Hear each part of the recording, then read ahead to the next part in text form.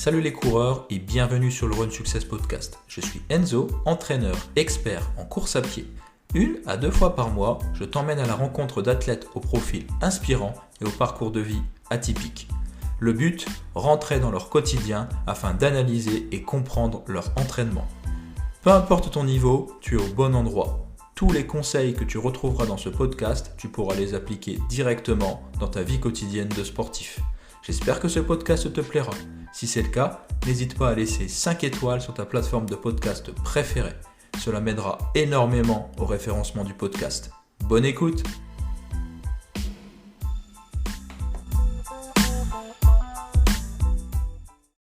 Bonjour à tous et bienvenue sur le Run Success Podcast. Alors aujourd'hui, j'ai l'occasion d'avoir un invité exceptionnel, Anthony Frontera. Donc Anthony, c'est 29,05 sur 10 km et 1h04,12 sur semi-marathon. Donc c'est vraiment du très très haut niveau. Merci beaucoup d'avoir accepté l'invitation, Anthony. Merci à toi de m'inviter pour ton podcast. C'est un plaisir en tout cas de partager ce moment avec toi et de partager mon histoire avec tes auditeurs. Avec grand plaisir. Ce que je te propose dans une première partie, justement, c'est qu'on remonte un petit peu dans ton enfance et savoir comment t'en es arrivé à un tel niveau de performance et qu'est-ce qui t'a amené à pratiquer ce sport qui est la course à pied. Ouais, bien sûr. Bah moi déjà j'ai eu une enfance relativement classique, hein. Je suis né à Lyon, j'ai commencé à grandir à Lyon, puis mes parents ont déménagé quand j'avais l'âge de 7-8 ans à peu près, plus à la campagne en Isère. Quand je suis arrivé dans mon nouveau village, mon père m'a tout de suite mis au foot pour que je puisse mieux m'intégrer. Et ça a été un petit peu ma première expérience avec le sport, le foot. Donc ouais, j'ai pratiqué le foot après jusqu'à mes 18-20 ans environ. Donc j'ai quand même beaucoup pratiqué le foot. Ensuite, quand j'ai grandi pendant mon adolescence, je jouais au foot, mais j'étais aussi un grand fêtard. Il faut savoir, voilà, avec mes potes, j'étais plus sportif, j'étais plus fêtard que sportif à l'époque. Voilà, on allait en boîte de nuit, puis on rentrait le matin, on faisait nos matchs de foot. C'était vraiment niveau amateur. Donc à ce moment-là, voilà, je pensais pas trop à faire des tours de piste ou quoi que ce soit, et vraiment je courais pas du tout. C'était vraiment que le foot. Et ce qui a été un élément déclencheur et comment j'ai découvert la course à pied, bah c'est en partie grâce à une blessure, parce qu'en fait quand j'ai eu l'âge de 20 ans, je me suis blessé pendant un match de foot, une grosse blessure. Je me suis fait un ligament croisé antérieur avec aussi une fissure du ménisque, hein, donc j'avais vraiment bien bousillé mon genou pour le coup. Et en parallèle, en fait, j'étais en pleine étude en fait. Voilà, moi je fais je faisais des études en informatique, pardon. D'accord. Et je devais donc partir à Lyon pour ma licence à l'INSA. Et du coup, je devais quitter l'Isère et mes potes aussi avec qui je faisais beaucoup la fête, que je connaissais. Donc voilà, ces deux éléments déclencheurs ont fait que j'ai pris mon premier appartement à Lyon pour les études. Et en parallèle, je me suis fait opérer de mon ligament croisé. Après mon opération qui s'est très bien passée, je suis allé au kiné et j'ai commencé ma rééducation. Pendant ma rééducation, c'est là où on va dire, j'ai fait mes premières foulées sur un tapis de course. J'ai fait aussi un peu de vélo, donc ça a un peu été mes premiers contacts, on va dire, avec les sports d'endurance. Et une fois que ma longue rééducation s'est terminée, ben, mon kiné m'a conseillé de pas forcément reprendre le foot tout de suite, parce que le foot c'est un sport à pivot, c'est un sport où finalement tu contrôles pas trop ton mouvement et tu peux vite te reblesser. Donc moi, il m'a conseillé plutôt de faire des sports très linéaires. Et la course à pied, c'est un sport pour le coup qui est assez linéaire, la course sur route, hein, notamment, Oui. le vélo aussi. Donc sous ses conseils, j'ai continué à garder cette routine de de course à pied. Je faisais peut-être une sortie par semaine ou une sortie toutes les 2 semaines au parc. À l'époque, j'habitais à côté du parc de Paris, à Lyon.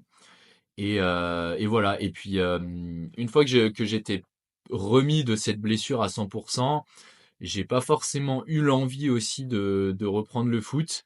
Je sais que que je sentais un manque, parce que tu vois, j'ai toujours, malgré que j'ai été fêtard, tout ça, j'ai quand même commencé le sport très jeune et Ouais. j'ai toujours eu une âme de compétiteur en moi. Je pense que c'est vraiment inné et j'ai toujours en fait voulu continuer le sport, faire du sport, rester actif. Et du coup, à ce moment-là, bah, je faisais plus rien et j'avais un peu un manque en fait finalement. J'ai essayé même à ce moment-là de faire du badminton. Enfin, j'ai essayé de faire d'autres sports pour essayer de combler ce manque. Et je trouvais pas trop en fait ce qui pouvait me convenir. Au final, le truc le plus simple, je pense que beaucoup de personnes aussi font quand ils veulent faire du sport, c'est s'inscrire dans une salle, tu vois. Donc c'est ce que j'ai fait. Je me suis inscrit dans une salle de sport. Et dans cette salle de sport, j'ai commencé à faire de la musculation. Je faisais un peu de tout, du cardio, de la muscu, pour me maintenir en forme, pour me dépenser après les cours. Ok. Et, euh, et en fait, en parallèle, je continuais, voilà, comme je te dis, à courir une fois par semaine. Ça s'arrêtait là, hein. C'était vraiment, j'avais pas de plan. Je me considérais pas comme un coureur, hein. C'était juste pour mon genou et pour me dépenser un peu. Et un jour, bah, dans cette salle de sport, il y a un des coachs qui, lui, était un vrai coureur, qui a mis des affiches, tout ça, parce qu'il faisait des sorties, en fait, en groupe le soir et à Lyon. Et du coup, bah, ça m'a intéressé et c'est comme ça que j'ai vraiment commencé à être en relation avec des vrais coureurs, on va dire, et que j'ai commencé aussi à faire des vraies sorties plus régulières. Parce que bah là, j'avais un rendez-vous toutes les semaines avec ce petit groupe. J'ai commencé aussi à découvrir les types d'entraînement, les fartleks, les fractionnés, les côtes, tout ça. Ok. Et voilà finalement comment j'en suis venu à commencer la course à pied. Et, euh, et après, avec ce groupe, bah, étant donné que c'était des gens qui étaient entre guillemets expérimentés, du moins qui avaient plus d'expérience que moi dans la course, bah, à travers des discussions, ils m'ont expliqué qu'on pouvait faire des courses, prendre des dossards, tout ça. Moi, je Ouais. savais pas du tout. Et après, bah voilà, j'ai pris mon premier dossard. Et mon premier dossard, d'ailleurs, c'est même pas sur route, c'est sur une course nature en Isère, à la Tour du Pin exactement, un petit trail, une petite course nature, voilà, de 16 kilomètres. En plus, il pleuvait des cordes. Et, et tu vois, j'ai fini, je crois qu'on était 100 coureurs et j'ai fini 50e sur 100. Et Ok. j'étais hyper fier de moi déjà, rien que de finir la course. Bien sûr, ouais. Et c'est là où plus ou moins tout a commencé. Après, j'ai vraiment aimé voilà l'aspect compétition, se battre contre soi-même. Et depuis ce jour-là, bah, j'ai jamais arrêté de courir, quoi. Super. Merci beaucoup pour ce joli témoignage sur ton parcours. Maintenant, ce que je te propose, c'est qu'on arrive un petit peu à cerner comment ta pratique elle a évolué dans le temps et comment tu as décidé de devenir très compétitif. Est-ce que ça s'est fait dès le départ ou est-ce que ça s'est fait un petit peu malgré toi une fois que tu as été piqué un peu par le virus de la course à pied? Comment ça a évolué et puis à quoi pouvait ressembler ton entraînement en nombre de séances par semaine, en structure? Ouais, alors je pense qu'il y aura beaucoup de choses à dire là-dessus, parce que ça fait quand même 8-9 ans que je cours maintenant. Déjà, il faut savoir que au début, quand j'ai commencé la course, j'étais, ce que j'aimais le plus, c'était plutôt la course nature, le trail, tu D'accord. vois. Donc, moi, en fait, courir sur la route pour chasser mes chronos, battre mes RP, c'était vraiment pas mon délire à l'époque. Et voilà, en tant que débutant, moi, ce que j'aimais, c'était plutôt courir en nature, faire un peu de dénivelé. euh, et mon objectif premier, c'était plutôt d'aller vers des longues distances en trail, tu vois. Donc, j'ai commencé à faire pas mal de courses nature, effectivement. À cette époque-là, je sais même pas si j'ai encore des souvenirs de comment je m'entraînais, mais, je- mais, euh, mais, ce- mais ce qui est sûr, c'est que j'avais pas forcément de plan d'entraînement et c'était plutôt au feeling. Pareil, je faisais pas trop attention à mon kilométrage hebdomadaire, tout ça, c'était vraiment que du feeling, hein. Instinctif, ouais. Voilà, j'étais vraiment un débutant, donc et j'ai pas fait appel à un coach parce que voilà, j'étais avec ce petit groupe de coureurs aussi en parallèle, donc je prenais leurs conseils. J'étais aussi déjà sur les réseaux, donc sur les réseaux, je pouvais trouver des choses, des plans d'entraînement, et je piochais un peu à droite à gauche, on va dire. Et ouais, mon objectif principal, c'était vraiment d'allonger les distances en trail. C'est ce qui me faisait rêver à l'époque, le trail. Et, euh, donc j'ai commencé à faire des distances 20 km, 1000 de dénive. Mon maximum, ça a été un 60 km euh, où justement j'en ai chié pour dire les termes. Voilà, j'en ai beaucoup chié parce que j'étais pas prêt. Tout simplement, j'avais pas d'entraînement sérieux.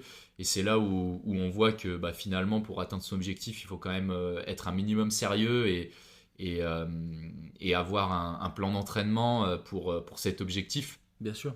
Et moi, je suis arrivé sur ce 60 km, 3500 de dénive, j'étais pas prêt, voilà. Et finalement, je l'ai terminé, je crois, en 12 heures, un truc comme ça, enfin énorme, parce que je m'étais fait mal au genou, justement, mon fameux genou, et j'ai dû finir en marchant, tout ça. Et voilà, et ça m'a un peu dégoûté, on va dire, du trail long. Enfin, cette mauvaise expérience a fait que finalement, après cette période de trail long, j'ai commencé à re-regarder des vidéos YouTube et là, j'ai vu les Ironman.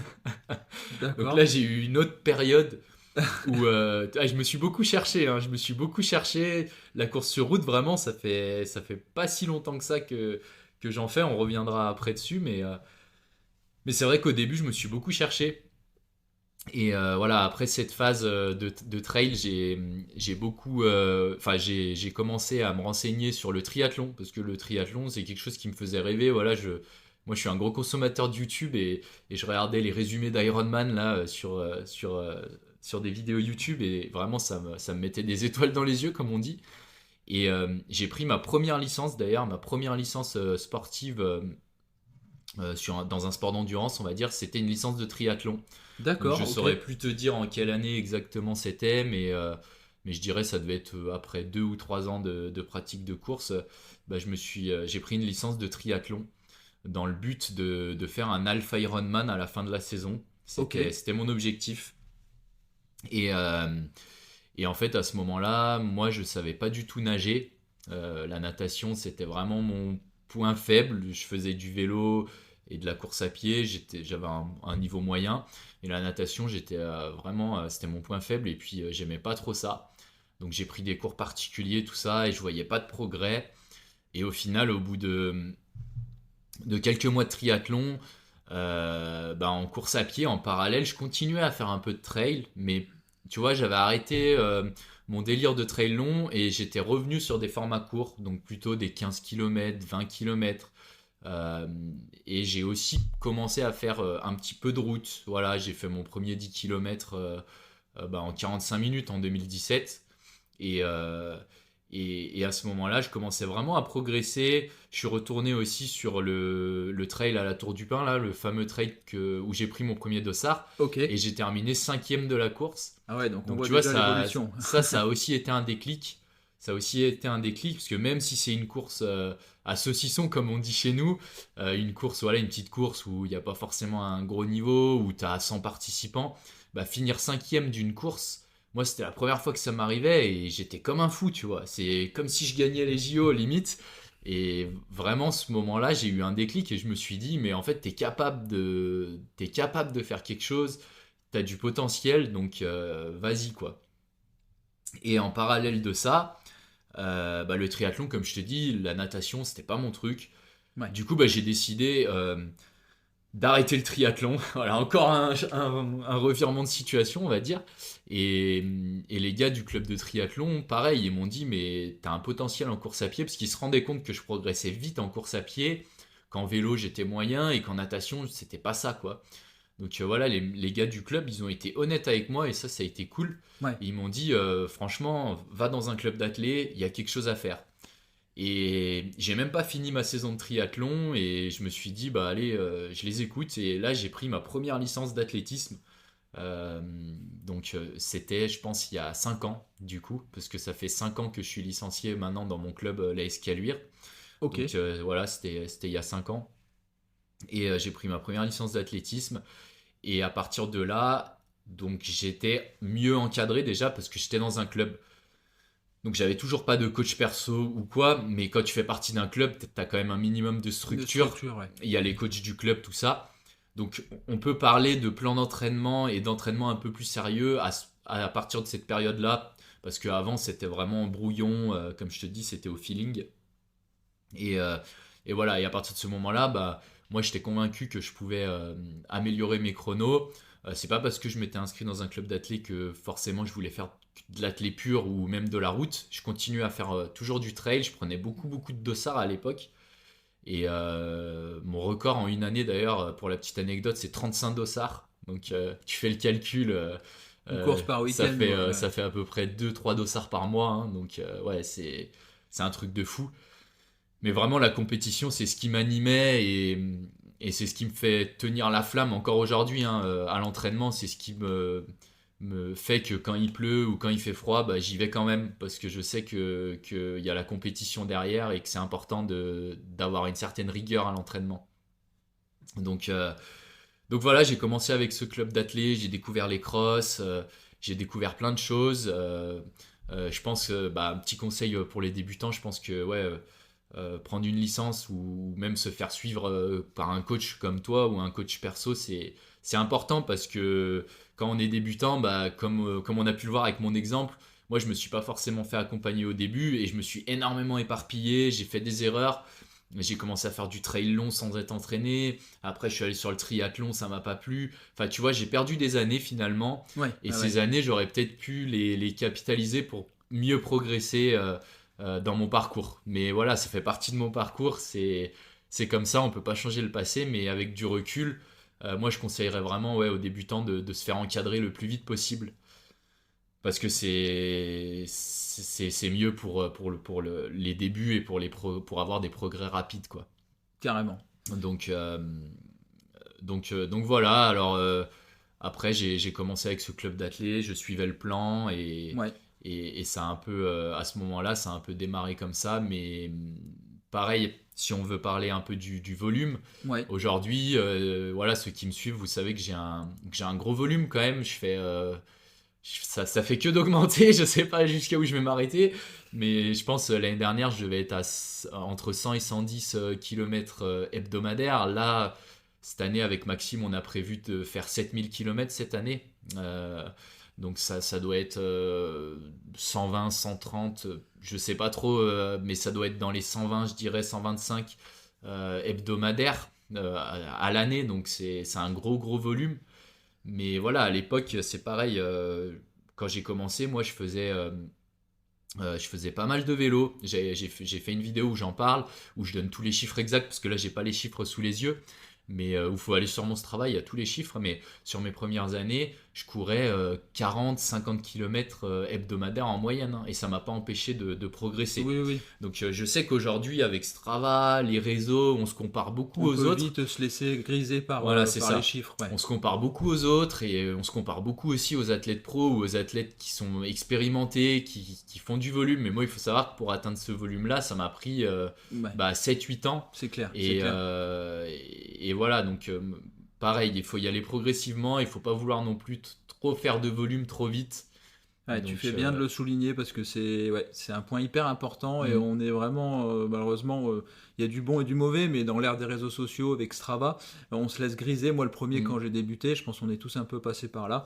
On a l'envie de faire beaucoup de kilométrage tout de suite et tu prouves que bah, c'est pas forcément la bonne c'est ça. formule et qu'on peut progresser au début, même Mm. très vite avec 50, 60 Bien kilomètres sûr. par semaine, quoi. Bien sûr. Et voilà, c'est vrai que moi à l'époque, je me comparais pas trop aux autres et je pense que ça a été une force Une aussi dans mon force, ouais. parcours. Parce que comme je t'ai dit, bah, je faisais, ouais, je crois que sur mes premières années, j'étais à 30 ou 40 km par semaine et j'ai réussi à courir le 10 en moins de 40. Même quand j'ai couru dans les 35 minutes, je crois que j'étais à 50 km de moyenne par semaine.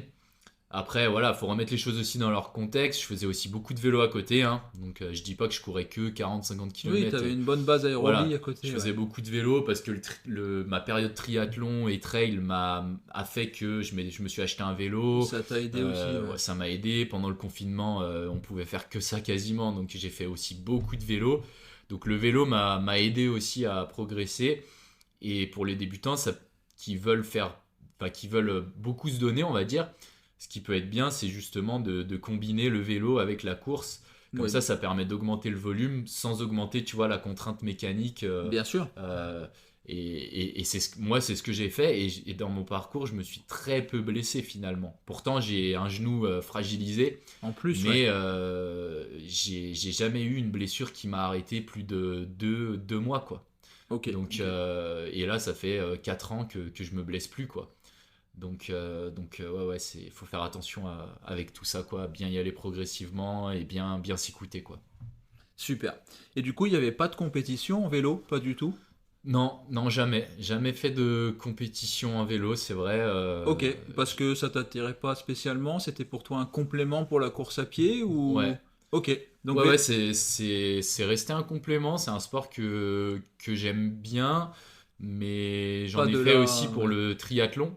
Oui, Mais d'ailleurs, j'ai jamais fait de triathlon non plus parce que j'avais prévu, tu vois, j'avais commencé la saison en septembre, j'ai fait l'hiver et j'avais prévu de faire des formats M ou S au printemps quand la saison de triathlon commence.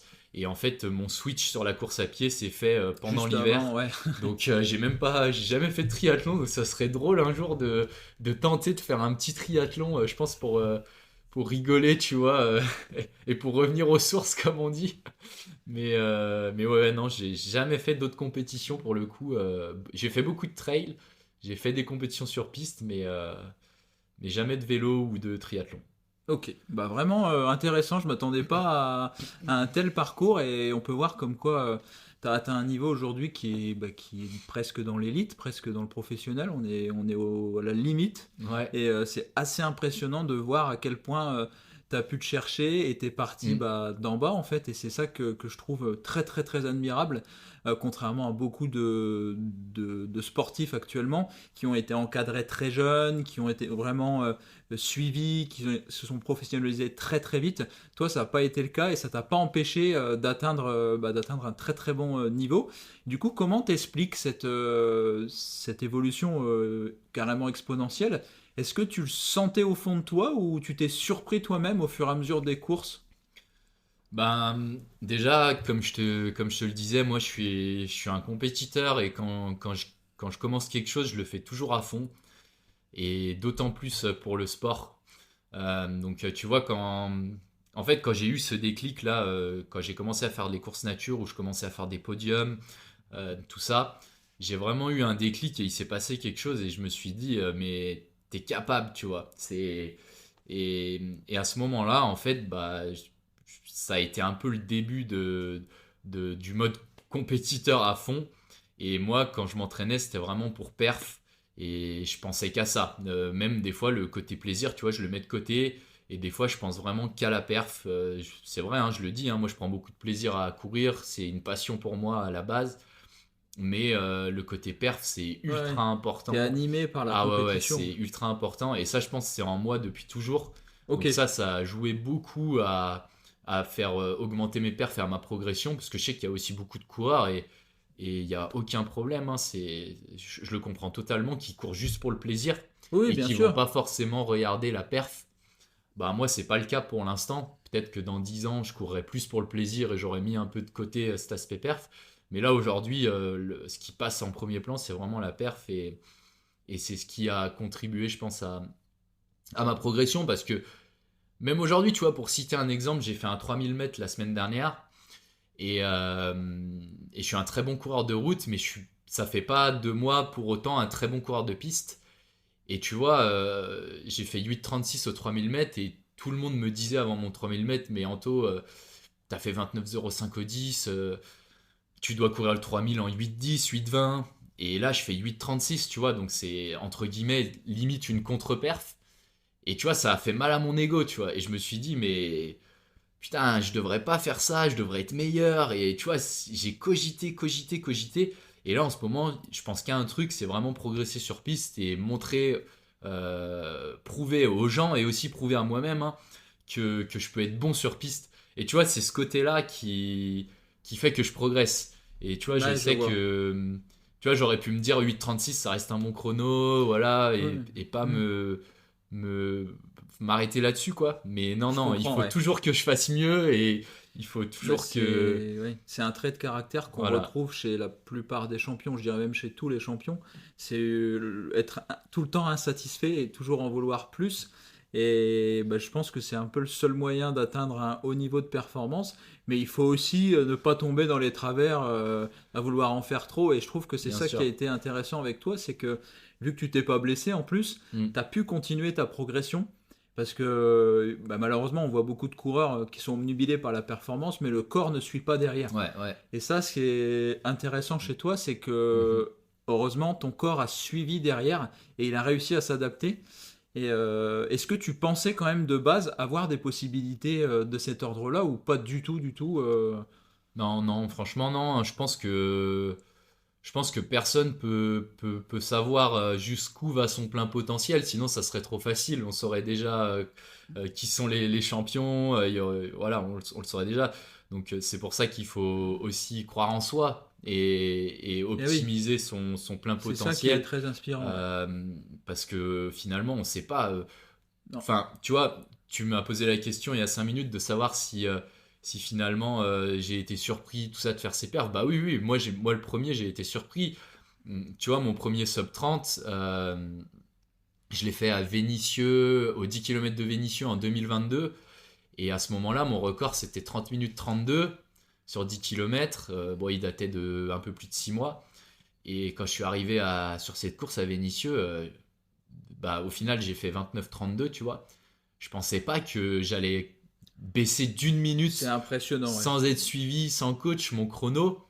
Et pourtant, je l'ai fait. Donc, ça prouve que voilà, le corps humain est capable de faire de grandes choses et qu'on a tous un potentiel et qu'il faut croire en soi. Parce que voilà, si tu m'avais dit avant la course, ouais, Anto, tu vas courir 29-32 là, à Vénissieux, je t'aurais dit, mais t'es fou, mais t'es un grand fou. Et au final, à chaque fois, chaque année, tu vois, avant, je me fixais des limites. Par exemple, quand j'ai fait ce chrono 29-32, je me disais, mais voilà, j'ai fait 29-32, maintenant je vais gratter 5 secondes à chaque course. Et bah non, parce qu'après j'ai fait la prom classique et j'ai fait 29-05. Ouais. Et là, maintenant, bah, je me fixe plus de limites et je me dis, je vais. Ah oui, Maintenant, non. mon prochain objectif, c'est de faire 28-45, 28-50. Et je commence même, tu vois, potentiellement à parler d'un 28-30 d'ici 1 ou 2 ans. Et voilà. Après, je pense que, tu vois, en dessous de 28-30, je commence pas trop à y penser parce qu'il faut pas non plus, comme on dit, mettre la charrue avant les bœufs. Il faut pas non plus se surestimer et se fixer des objectifs qui sont trop durs par rapport à son niveau actuel. Il faut aussi y aller étape par étape, mais il faut quand même croire en soi et avoir de grandes ambitions pour avancer, je pense. Super. Et du coup, comment t'expliques cette progression quand même assez fulgurante? Qu'est-ce que tu avais changé dans ton entraînement pour faire passer de 30 minutes 32 à 29 et Ouais. quelques? Enfin, est-ce que tu l'as vu arriver ou pas du tout, du tout, du tout? Non, franchement, pas du tout. Pas du tout. Je pense que j'ai un potentiel. Après, on a tous un talent de base, tu vois. Moi, j'ai toujours dit, hein, faut pas se mentir, hein. Je pense qu'il y a des personnes qui sont faites pour courir, d'autres qui sont moins faites pour courir.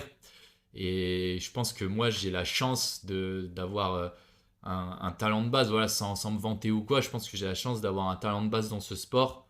Et Maxime l'a confirmé, hein, parce que bon, tu peux pas avoir une progression comme j'ai eu sans forcément avoir des prédispositions ou quoi. La génétique, tout ça, ça joue. Faut pas oublier qu'on a tous une génétique différente, tous une foulée Évidemment, différente, tous une biomécanique différente. évidemment. Ouais. Et tous ces facteurs, ça va aussi influer sur ton plein potentiel, tu vois, et le niveau que tu peux atteindre à ton maximum. Donc je pense que j'ai été avantagé à ce niveau-là. Donc merci la génétique, on va dire. Après, pour parler ouais, quand j'ai passé ce cap-là, bah, j'ai pas changé finalement grand-chose. Je m'entraînais avec mon club d'athlé, j'avais pas de coach perso. Donc moi, je suivais les séances de mon club d'athlé. Et voilà, je pense que le volume, j'en faisais peut-être un petit peu plus. J'étais peut-être à ce moment-là dans les 70 km par semaine. Mais voilà, pour un Ouais, c'est 29-30, dingue, c'est ça reste, hallucinant. ça reste quand même assez faible et par rapport à ce que je fais aujourd'hui. Mais non, non, j'ai même pas eu de grands changements à ce moment-là. Et même moi, le premier, j'ai été surpris de cette perf. Et en plus, je crois que sur la course, je fais un, un positive split, là, le deuxième 5 kills plus rapide. Parce qu'en fait, justement, je savais que je valais 30-32. Du coup, je suis pas parti avec le groupe de tête. Tu vois, normal, tu vas pas, tu sais ce que tu vaux, tu vas pas te dire, je pars comme un avion avec les gars qui valent 29-20, Et t'avais 29-30. gagné la course du coup? Non, j'avais fini quatrième, Oh, il y avait un niveau mais monstrueux. la gagne, elle était en 29, 26, je crois. Donc finalement, c'est quelques secondes, hein. Ah oui, donc t'étais pas loin. Ouais. Bah, j'étais avec le groupe de tête au final. Et comme je te dis, moi, je suis parti dans le groupe de poursuivants et je me suis rendu compte que j'étais bien. Et du coup, bah, j'ai rattrapé le groupe de tête, je suis resté avec eux et après, à l'arrivée, j'y croyais pas, quoi. Wow. Impressionnant. C'est vraiment hallucinant ouais, de voir qu'on peut faire 29-32 avec 70 km semaine. Je pense qu'il y a beaucoup de personnes qui vont. Maxime le premier, il a dû être fou en voyant ça. Je pense Bah, que ouais. Maxime, je crois que ça faisait un mois qu'il me coachait ou. Ouais, je crois que ça faisait un mois qu'il me coachait ou je sais même plus, ou je crois qu'il me coachait même pas à ce moment-là. Je sais plus exactement. Mais si, je crois que ça faisait un mois qu'il me coachait, donc en fait, c'est même pas le Maxime qui m'a fait faire cette perf parce qu'en un mois, tu peux pas. Oui, oui, Il me découvrait encore. bien sûr. Donc, Ouais, non, c'est ouais, c'est. super. Et du coup, comment t'es arrivé à la course sur route pure? Parce que c'est vrai que tu nous expliquais en première partie que t'étais vraiment animé par le trail. Et qu'est-ce Mm. qui t'a donné envie après de vraiment, bah, comme tu l'expliquais au départ, t'étais pas forcément focus sur le chrono. Et qu'est-ce qui t'a donné envie de vraiment t'intéresser à la route, aux chiffres, aux stats, au chrono pur Mhm. sur 10 km? Et pourquoi ensuite cette spécialisation sur le 10 km, pas le 5, pas le semi, pas le marathon? Ouais, c'est une bonne question. Ben, moi, j'ai toujours fait du trail et de la course nature. Il y a encore 2 ans, j'en faisais beaucoup. Là, Ok. vraiment, depuis que j'ai ce niveau-là, Là, t'as arrêté ouais, complètement. là, j'ai arrêté complètement, où j'en fais un peu l'été pour le plaisir. Ok, Mais il y a un peu de footing vallonné quand même en oui, montagne, aussi. un petit peu quand même. Ouais, bah pas forcément en montagne, mais moi, tu sais, j'habite à la campagne, donc ça m'arrive, je suis à côté des Monts d'Or à Lyon, là, c'est une zone un peu vallonnée, donc oui, ça m'arrive de faire T'en fais un des petit footings peu, ouais. vallonnés, des côtes, mais globalement, je suis à 90% sur la route. Et mes compétitions tout le long de l'année, c'est pareil, c'est tout le temps sur la route quasiment, ou sur piste maintenant, hein, c'est une nouvelle routine que j'ai mis en place bah, là, cette année, très récemment. Mais ouais, j'ai complètement arrêté les courses nature pendant l'année. Mais il y a encore 2 ans, j'en faisais encore beaucoup. Après, ce qui m'a fait basculer sur la route, c'est bah, déjà de voir la progression, hein, parce que voilà, je suis pas non plus passé de 40 minutes à 30 minutes, hein. J'ai eu des caps comme tout le monde, tu vois. C'est normal, j'ai fait 38 minutes, 36 minutes, 35, 34, etc., hein. J'ai baissé mes chronos au fur et à mesure des années. Et voir cette progression, ça m'a motivé. Et en fait, après, je dirais la différence entre le trail et la route, c'est que le trail, c'est plus quand même au feeling, tu vois, c'est plus un effort au feeling. Tu vas pas forcément trop regarder ta montre, tes allures et tout, parce que c'est vallonné. Il y a des bons descendeurs, des bons grimpeurs. Enfin, c'est vraiment un sport plus au feeling. La route, c'est plus, bah, tu sais ce que tu vaux, et c'est plus, tu regardes ta montre, tu es sur tes allures, etc. Enfin, pour moi, c'est différent. Et je me suis vraiment pris au jeu du ouais, bah allez, je vais tenter de battre mon RP. Tu vois, on parle beaucoup de records personnels sur route, alors que sur trail, bah, les parcours ils changent souvent, puis ça veut rien dire quoi. En Bien fonction sûr. de la météo, tout ça, ça peut être différent. Donc c'est quand même des sports qui sont différents. Et moi j'ai beaucoup aimé cet aspect-là voilà, de s'entraîner pour battre son record perso. Ça a été un des trucs qui m'a fait basculer sur route. Et en parallèle, en fait, bah, je progressais encore sur trail, mais j'étais très mauvais descendeur. Et ça m'énervait, tu vois. Moi, comme je te dis, je suis compétiteur. Et ça m'énervait Ouais. de battre des gars très forts en montée. Pareil Et pour moi. après de me faire reprendre en descente. Ah, mais c'est le pire sentiment. J'ai le Quand même problème actuellement en Ouais. trail, donc ouais, je vois Bah ce que. franchement, persiste, tu vas progresser. Mais Mm. moi, en fait, tu vois, j'avais vraiment un blocage dans ma tête. J'ai peur de tomber, de me blesser. Pareil, ouais. Et voilà. Et je pense qu'on a tous un peu ce truc-là. Et vraiment, j'ai pas réussi à débloquer Débloquer ça. le Alors, cerveau pour je vraiment. dis pas Ouais. que toi, tu y arriveras pas ou que. Parce que je sais qu'il y a des très bons descendeurs qui ont fait de grands progrès. Mais je pense que la descente, c'est aussi un blocage mental. Et si Bien tu sûr. n'arrives pas à passer ce blocage mental, eh ben, tu seras jamais un très bon trailer, je pense. Et moi, j'ai jamais réussi à passer ce blocage mental sur la descente. Et, et ça m'énervait en fait, ça m'énervait parce qu'il y a des courses, tu vois, où j'arrivais avec 2 minutes d'avance en tête d'un sommet et je me faisais reprendre en descente et voilà, et vu le compétiteur que je suis, ça m'énervait et j'en avais marre vraiment d'être impuissant face à ça. Donc ça a aussi été un des facteurs pour lesquels Ouais, j'ai voulu me spécialiser sur la route. Ouais. ouais, je comprends totalement. Je comprends totalement. Bah écoute, ce que je te propose, c'est qu'on fasse une petite pause et qu'ensuite on s'intéresse vraiment à ton entraînement actuel avec Maxime, voir un petit peu sur Ouais, quel type d'approche tu es, quoi. ça marche. Donc là, on va s'intéresser plus particulièrement à ton entraînement à l'heure actuelle, savoir un petit peu sur quelle philosophie tu es avec Maxime. Est-ce que vous avez plus une approche plus misée sur l'intensité, plus sur le volume, avec une dominante peut-être un peu plus aérobie ou au contraire plus de VMA? Comment ton entraînement s'organise actuellement? Alors du coup, ouais, Maxime, ça fait 1 an et demi qu'il me coach là à peu près. Donc c'est assez récent, mais on commence vraiment à bien se connaître et il commence vraiment à bien me connaître en tant qu'athlète et même personnellement, quoi, à savoir comment je fonctionne, mes traits de caractère, tout ça. Bien sûr. Donc là, la collaboration, vraiment, elle est efficace.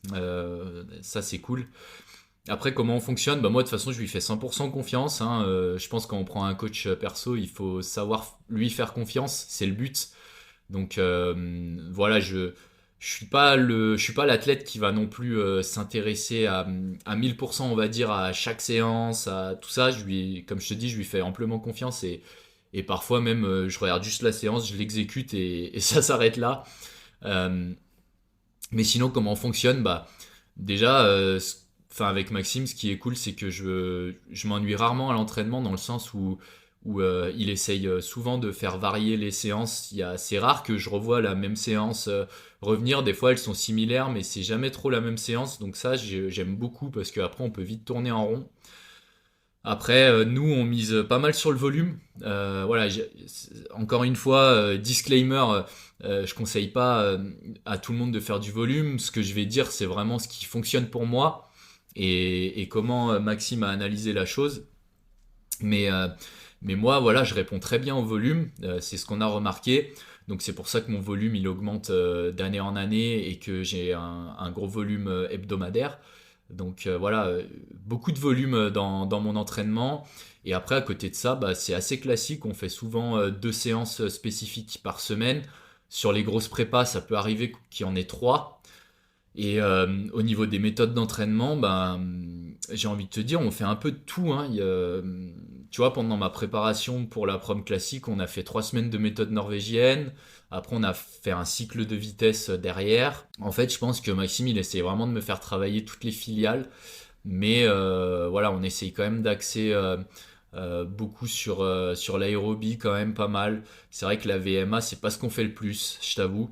Mais là, en ce moment, par exemple, tu vois, je fais de la piste et j'ai remarqué que le plan avait vraiment changé par rapport à ce que j'ai fait quand je préparais plutôt mes 10 km ou même les semi-marathons que j'ai fait cette saison. Les séances piste, elles sont moins longues, mais elles vont être plus intenses, donc Plus ça va être rapide, ouais. voilà, donc ça va être plus proche de la VMA pour le coup.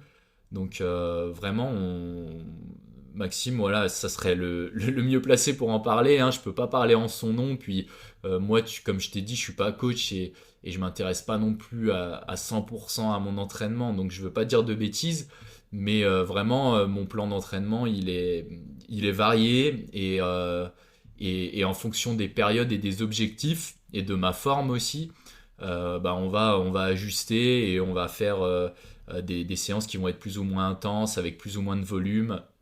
Hmm. Mais je sais que Maxime, en tout cas, quand je prépare de la route, il aime bien me faire des séances avec beaucoup de volume pour le coup. Ça m'est arrivé de faire des séances voilà, j'ai fait 1 heure de piste, mais quand je te dis 1 heure, c'est 1 heure de spécifique, quoi. Donc Ouais, ouais, ouais. c'est pour du 10 ou du semi, ça reste un énorme volume, mais à des allures plus modérées, tu vois. Oui, oui, Faut oui. remettre les choses dans leur contexte. C'est pas 1 heure de VMA. Sinon, je me blesserais ou je pense que ça fonctionnerait pas, quoi. C'est ça. Moi, c'est vrai que j'ai énormément suivi le contenu un peu de Maxime. Du coup, je pense connaître un petit peu sa philosophie de l'entraînement qui est assez proche de la mienne, c'est-à-dire un entraînement avec une dominante plutôt aérobie, plutôt du volume, mais en contrôle. Et on limite un petit peu la VMA qui est très présente en France, mais je Ouais. pense effectivement, tu l'as également confirmé, qu'il ne faut pas non plus la supprimer à 100%, mais plus travailler par bloc et être très spécifique. Je pense que c'est ce que vous faites, un C'est gros bloc ça. spécifique à l'approche des compétitions. Donc ça confirme un petit peu ce que je pensais là-dessus. Est-ce que tu as justement des exemples de séances qui t'as eu l'impression qui t'ont vraiment plu et fait progresser, par exemple sur un 10 km? Ouais, alors déjà en général, quand je fais une prépa, la plus grosse séance de la prépa, elle est souvent entre J-10 et J-15. Celle-là, c'est souvent une séance qui me marque. Donc, parce que c'est souvent une séance qui est très dure. Je le partage souvent cette séance-là, J-10, J-15 sur mes vidéos YouTube. Et, euh, et c'est vrai que je pense que ces genres de séances, bah en fait, tu vois, limite j'appréhende quand je vais sur ce genre de séance parce que je sais que ça va être dur, que je vais en chier, que voilà, c'est mentalement, pour le système nerveux, tout ça, ça va être compliqué, même physiquement. Mais une fois que tu as passé cette séance, vraiment, enfin, c'est un peu le switch entre ta fin de prépa et ton affûtage vers la course. Ouais, tu sens un Et tu boost te mets fort, vraiment hein.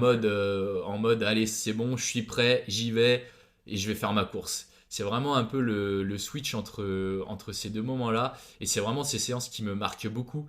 Alors après, pour citer un exemple de tête, là, avant le 10 km de Villeurbanne, ou même avant les championnats de France, ouais, avant le 10 km de Villeurbanne, j'avais fait une séance, je sais plus exactement, mais c'était, je crois, dans la séance, il y avait 10 fois 300, 10 fois 400, 6 fois 300, un 3000 en 3 minutes 10 de chauffe. Après, j'avais fini avec un 1500 mètres allure 10. Enfin, c'était une séance énorme et tu vois, elle m'avait fait mal. Mais je pense que ce genre de séances me font énormément progresser.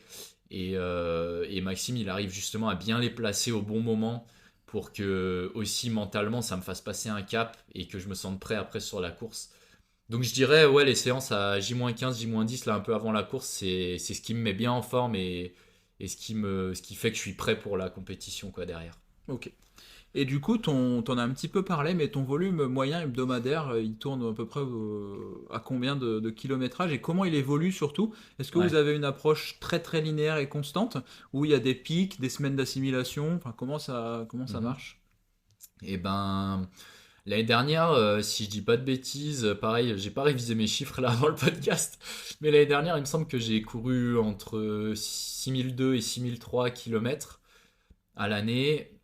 Cette année, je sais que Maxime, il veut que je cours 7000, donc je pense que ça va le faire, c'est l'objectif. Donc mon volume, tu vois, il augmente encore. Après, une fois que j'aurai couru 7000 km à l'année, est-ce qu'on va encore augmenter le volume? Je sais pas, je verrai avec Maxime, je ferai le point avec lui en fin d'année. Mais c'est déjà un gros volume pour un coureur de 10, hein, Oui, oui, oui. voilà. Mais sinon, en ce moment là, pendant mes prépas que j'ai faites pendant l'hiver, tout ça, je tournais entre 140 et 150 de moyenne. Voilà, pour citer des chiffres plus sur la semaine. Et, euh, et pendant les prépas, oui, on essaye d'y aller crescendo. Donc, tu vois, en début de prépa, j'essaye de commencer dans les 110, 120. Et puis, chaque semaine, t'augmentes de 10, 15 km. En général, j'atteins le pic à 3 semaines de la course. 2-3 semaines de la course, j'atteins le pic. Mon pic, c'est souvent dans les 160. Donc, voilà. Et une fois que j'ai atteint ce pic, et ben, ouais, là, on va rediminuer. Et la dernière semaine, l'affûtage, tout ça. Là, je suis plus dans les 80-90 avant d'arriver sur la course. Donc ça peut paraître énorme pour certains de se dire que voilà, j'arrive sur une course avec 80-90 km dans les jambes. Mais si tu proportionnellement à mon volume hebdomadaire, voilà, ça reste peu Ah bah finalement. oui, c'est 40% à peu près de diminution, C'est ça, voilà, c'est ce qu'on conseille c'est pendant ça, l'affûtage. c'est ça. Ah, justement, tu fais la transition parfaite. J'allais te parler un peu de l'affûtage. Comment tu gérais un peu cette période? Est-ce que c'est une période qui te fait peur, que tu redoutes, comme beaucoup d'athlètes, parce que bah, tu diminues ton entraînement, tu as peut-être une petite perte de... Tu as l'impression en tout cas d'avoir une petite perte de sensation, ton sommeil est peut-être un peu perturbé. Enfin, comment tu gères cette période? Et également pour la nutrition? Ouais, bah pour l'entraînement déjà, non, moi je la gère bien l'affûtage parce que bah les prépas elles sont quand même assez éprouvantes, hein, je cours Oui, beaucoup. donc ça te fait du bien aussi. Ouais, voilà, c'est ça. Quand tu cours 2 fois par jour pendant 5 semaines, quasiment, bon, je cours pas non plus 2 fois par jour tous les jours, mais c'est 4, 5 fois par semaine souvent. Bah, des fois, quand tu relâches un peu, ça, mine de rien, ça fait du bien mentalement au système nerveux, même physiquement. Puis ça permet aussi de se libérer du temps pour faire autre chose, hein, mine de rien, parce que la course, ça me prend beaucoup de temps avec le boulot, tout ça. Donc non, l'affûtage, moi, je le vis bien. Ok. En plus, qui dit affûtage dit qu'il y a la course derrière. Après, c'est sûr, et parfois ça me manque un peu pendant ces semaines-là, mais je sais que ça va vite passer, que derrière j'aurai ma course, et du coup, non, non, je le vis plutôt bien pour le coup de baisser un peu le kilométrage. Euh, Après, pour parler des sensations d'avant-course, bah, je pense clairement les sensations d'avant-course, il faut vraiment pas s'y fier. Avec Ouais. l'expérience, voilà, j'ai remarqué que les meilleures courses limites que j'ai faites, c'est les moments où j'avais les moins bonnes sensations, même à l'échauffement avant les courses. Parfois, j'arrive pas à lever les genoux, limite, j'arrive pas à faire mes gammes. Je me dis, mais c'est pas possible. Là, je me Ouais, c'est rappelle incroyable ça. avant le semi de Barcelone, vraiment, pendant ma veille de course, c'était pas ouf. Et tu vois, le matin de la course, pendant mon échauffement, pardon, bah c'est pareil, j'arrivais limite à lever mes genoux, à faire mes gammes, et je me disais, mais non, c'est pas possible, je vais pas faire une bonne course et tout. Et, et tu vois, déjà, tu te pollues l'esprit, et c'est pas bon, parce que c'est des ondes négatives, et avant une course, il faut être positif le plus possible, pardon. Et sachant que tu as le stress et tout, donc il faut essayer d'être vraiment de chasser tout ça. Donc là, j'ai appris avec l'expérience que voilà, il faut pas écouter ses sensations, tu fais ton échauffement, t'y vas, tu réfléchis pas et tu vois ce qui se passe. Et au final, à Barcelone, je bats mon record de plus de 2 minutes, je fais une 4-12, une course de fou. Et pourtant, bah, la veille et le matin même, j'avais pas eu de bonnes sensations, quoi. C'est ça que je trouve vraiment dingue et j'ai un peu la même chose sur chacune de mes compétitions. Je pense que c'est propre à beaucoup de coureurs. Et à mon avis, il y a un gros aspect psychologique là-dedans. C'est comme Mm. si le corps se mettait en sécurité Ouais, parce qu'il sait qu'il va souffrir. Et on a l'impression ouais, de plus pouvoir courir, de plus être dans nos allures. Enfin, je trouve que c'est un truc de fou. ouais. Et dès que le départ est donné, c'est comme si, je sais Ouais, pas, on a c'est une comme si libération. tout. Ouais, c'est ça, c'est la libération, comme C'est tu dis. Le stress part, c'est hallucinant. et tu commences ta course et tu te sens bien, quoi. Ouais, c'est Donc, hallucinant. voilà, c'est normal ces sensations, même le stress, c'est normal. Voilà, le stress, on en a tous, même les grands champions, ils sont tous stressés, d'autant plus les grands champions parce que Les enjeux sont... voilà, Ouais. les enjeux sont forts. Moi, avant les championnats de France, j'étais très stressé. Avant Villeurbanne, là, le 10 km que j'ai gagné en mars, finalement, j'étais quasiment pas stressé parce que aussi j'étais chez moi, j'avais moins de pression, c'était une course de prépa et j'ai fait une super course. Et avant les championnats de France, j'étais stressé de ouf parce que je sais que tout le monde m'attendait, que j'étais un des favoris et je voulais pas je voulais pas louper ma course et tout, très très stressé. Et voilà, j'ai quand même fait une bonne course. Donc le stress, en fait, on en aura toujours. Il faut juste bien savoir le gérer, c'est tout.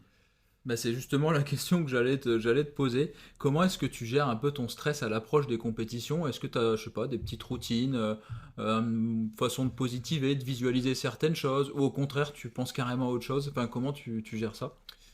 Bah ouais, le stress, en fait, comme je viens de le dire, en fonction des compétitions, il y en a plus ou moins. Oui, oui. Vraiment, pour citer un exemple, ouais, avant Villeurbanne, c'est une compète que j'ai faite en mars. Et en fait, c'était une compète que j'avais intégrée en préparation pour les championnats de France, qui était mon gros objectif.